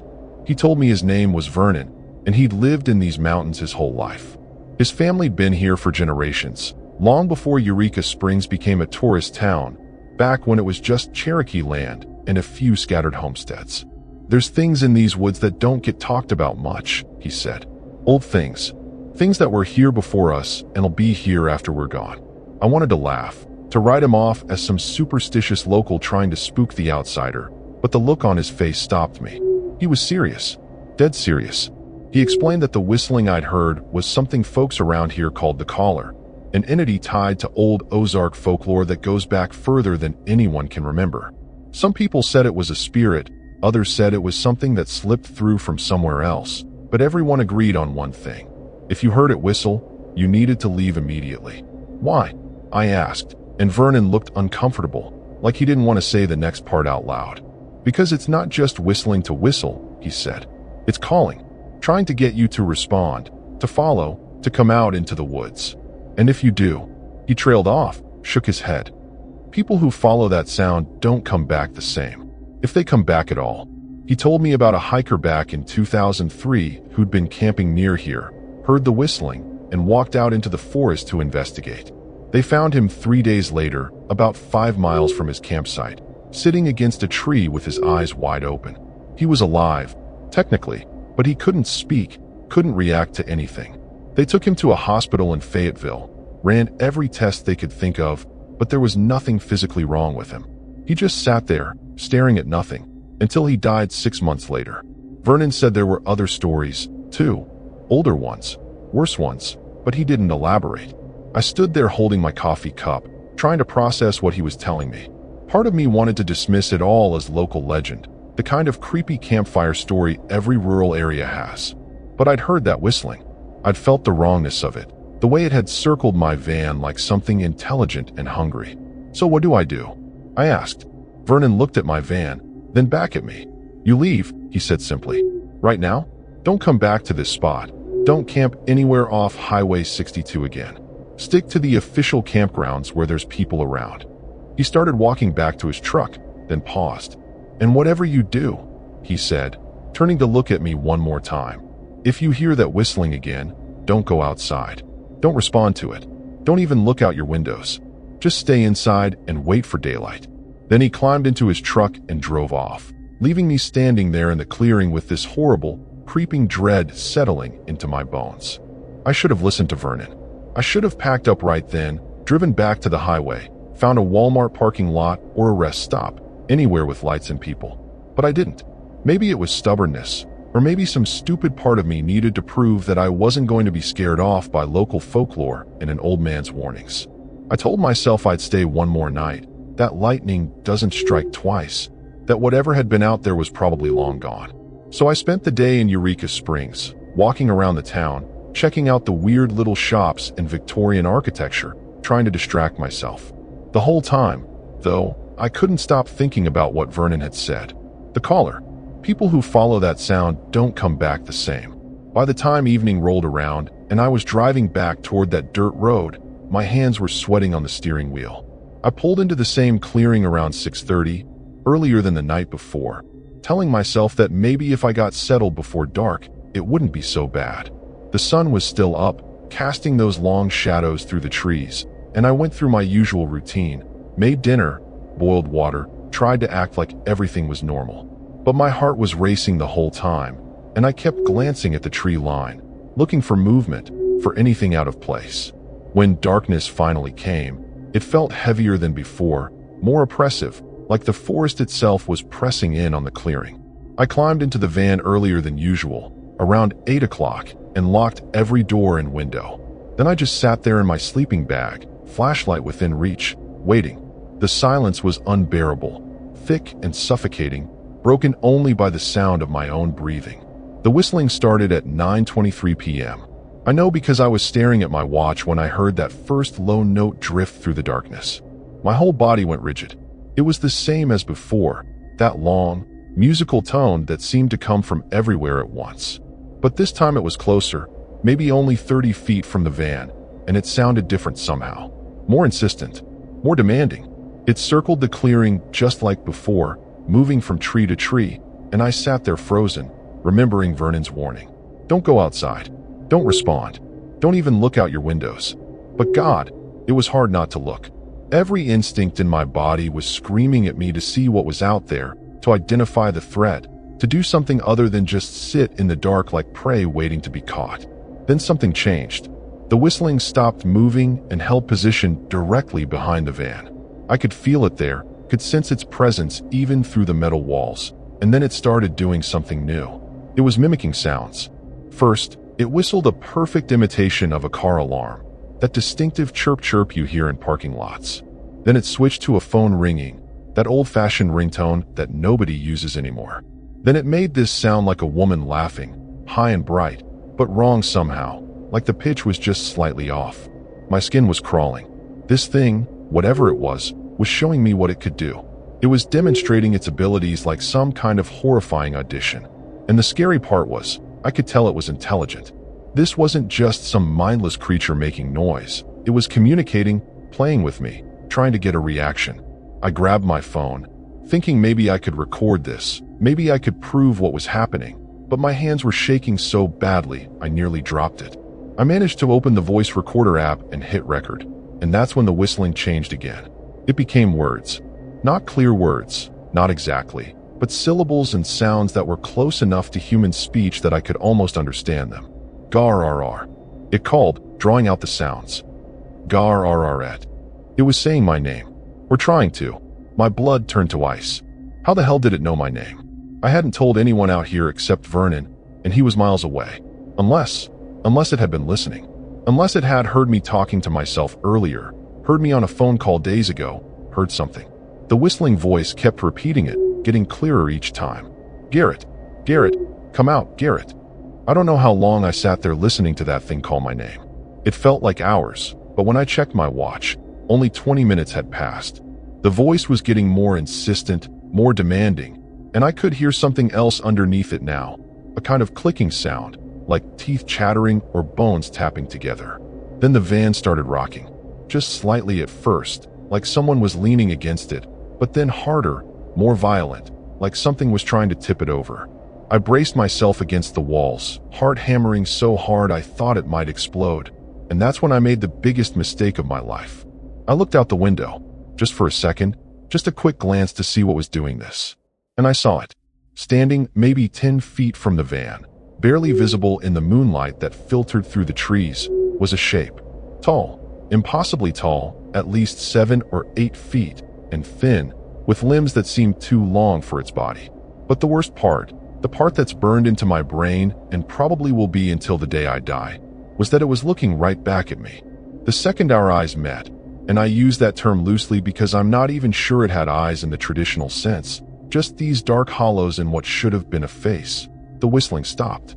Complete silence. The van stopped rocking. Everything just froze, and I felt this wave of cold terror wash over me that was so intense I thought I might actually pass out. We stared at each other through that window, and I swear to God, I could feel it inside my head. Not physically, but like it was poking around in my thoughts, rifling through my memories, learning me. I jerked back from the window, breaking eye contact, and immediately the whistling started again, but this time it was different. It was angry. The notes were sharp and discordant, like nails on a chalkboard, but somehow worse, and they were coming from multiple directions now, left, right, behind, in front, like there was more than one of them out there. I fumbled for my keys with shaking hands, thinking I needed to get out of here. I needed to drive away right now. Consequences be damned. But when I turned the ignition, nothing happened. The engine didn't even try to turn over. Just a dead click. I tried again. Click, click, click. My battery had been fine all day. I checked it that morning, but now it was completely dead. Or something had made it dead.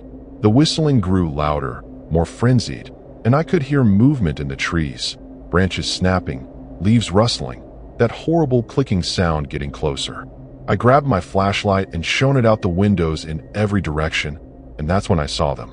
Not just one figure, but 3, maybe 4, all standing at the edge of the clearing, just barely visible in the beam of my light. They were all tall and impossibly thin, their bodies seeming to sway slightly like trees in the wind, and they were all watching the van. Then one of them moved. Not walked, moved.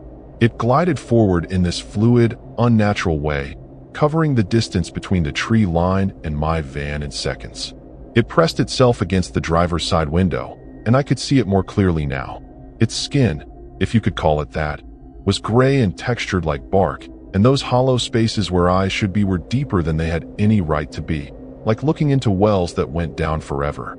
Its mouth opened, and instead of teeth, there was just this black void, and from that void came my voice. Perfect mimicry. Help me, it said in my exact tone. Please, someone help me. It was playing back something I'd said, maybe weeks ago when I'd been on the phone with a friend, talking about some minor problem I was having. Hearing my own voice coming from that thing's mouth was so disturbing, so fundamentally wrong, that I actually started crying. The other figures started moving closer, circling the van, and they were all making sounds now. Different voices, different whistles, different noises pulled from God knows where. One of them sounded like a child singing a nursery rhyme. Another made sounds like a crying baby. Another was whistling what I recognized as "You Are My Sunshine," but in this slow, haunting way that made the familiar melody into something horrible. They were trying everything, throwing every sound they could at me, trying to find the one that would make me open the door, make me come outside. And the scary thing was, part of me wanted to. Not because I was stupid or suicidal, but because there was something in those sounds, something underneath the surface that was pulling at me. It was like they were reaching into some primal part of my brain, the part that responds to a baby crying or someone calling for help, and they were using it against me. I don't know how long they kept at it. Time became meaningless in that van, with those things circling outside, their voices and whistles blending together into this cacophony of stolen sounds. I'd pulled my sleeping bag over my head at some point, hands pressed over my ears, trying to block it all out, but I could still hear them, still feel them out there. My phone's recording had stopped long ago, the memory full, and I was too terrified to even look at what it had captured. Then, just as suddenly as it had started, everything went quiet again. I waited, not daring to move, counting seconds in my head. 1 minute, 2 minutes, 5, nothing, just that oppressive silence. Slowly, very slowly, I lowered the sleeping bag from my head and listened. The only sound was my own ragged breathing and the pounding of my heart. I stayed like that until I saw the first gray light of dawn creeping through the windows. When I was sure, or as sure as I could be, that it was really morning, I carefully looked outside. The clearing was empty. The figures were gone, but there were marks in the dirt all around the van, dozens of them, like someone had been dragging long sticks or branches in circles around my vehicle. Except they weren't stick marks. They were too deliberate, too patterned.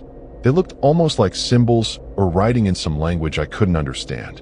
I tried the ignition again, not expecting it to work, but the engine turned over immediately, purring to life like nothing had ever been wrong.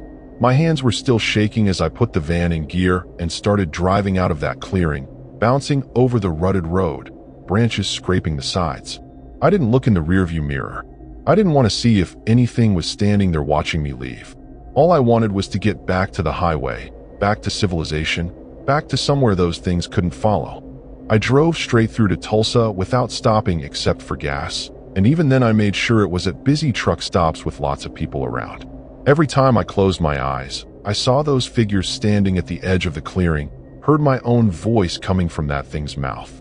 I got home around noon, pulled into my usual parking spot behind my buddy Derek's house where I keep the van when I'm not traveling, and just sat there for a while trying to convince myself that I was safe now, that whatever those things were, they belonged to the Ozarks and couldn't follow me here. But I knew better. Deep down, I knew that something had changed that night when I looked out the window, when we made eye contact. It had seen me, really seen me, and I'd seen it. There was a connection now, whether I wanted it or not. The first few days back were almost normal. I went to my part-time job at the hardware store, hung out with friends, tried to act like everything was fine, but I wasn't sleeping. Every time I started to drift off, I'd hear whistling in the distance, or I'd think I heard someone calling my name, and I'd snap awake, heart racing. Derek noticed something was wrong, kept asking if I was okay, but what was I supposed to tell him? That I'd been terrorized by some folkloric entities in the Arkansas woods? That I'd seen things that shouldn't exist? He'd think I'd lost my mind. Hell, I was starting to think I'd lost my mind. Maybe it had been some kind of elaborate prank, or maybe I'd had some kind of psychotic breakout there in the isolation. But then I remembered the recording on my phone. I'd been too scared to listen to it, had almost deleted it a dozen times, but finally, about a week after I got back, I worked up the courage to play it. I waited until Derek was at work, locked myself in the van, and hit play. For the first 30 seconds, there was nothing, just ambient forest sounds, me breathing. Then the whistling started, clear as day on the recording. That same low, musical tone, circling, moving. And then the voices.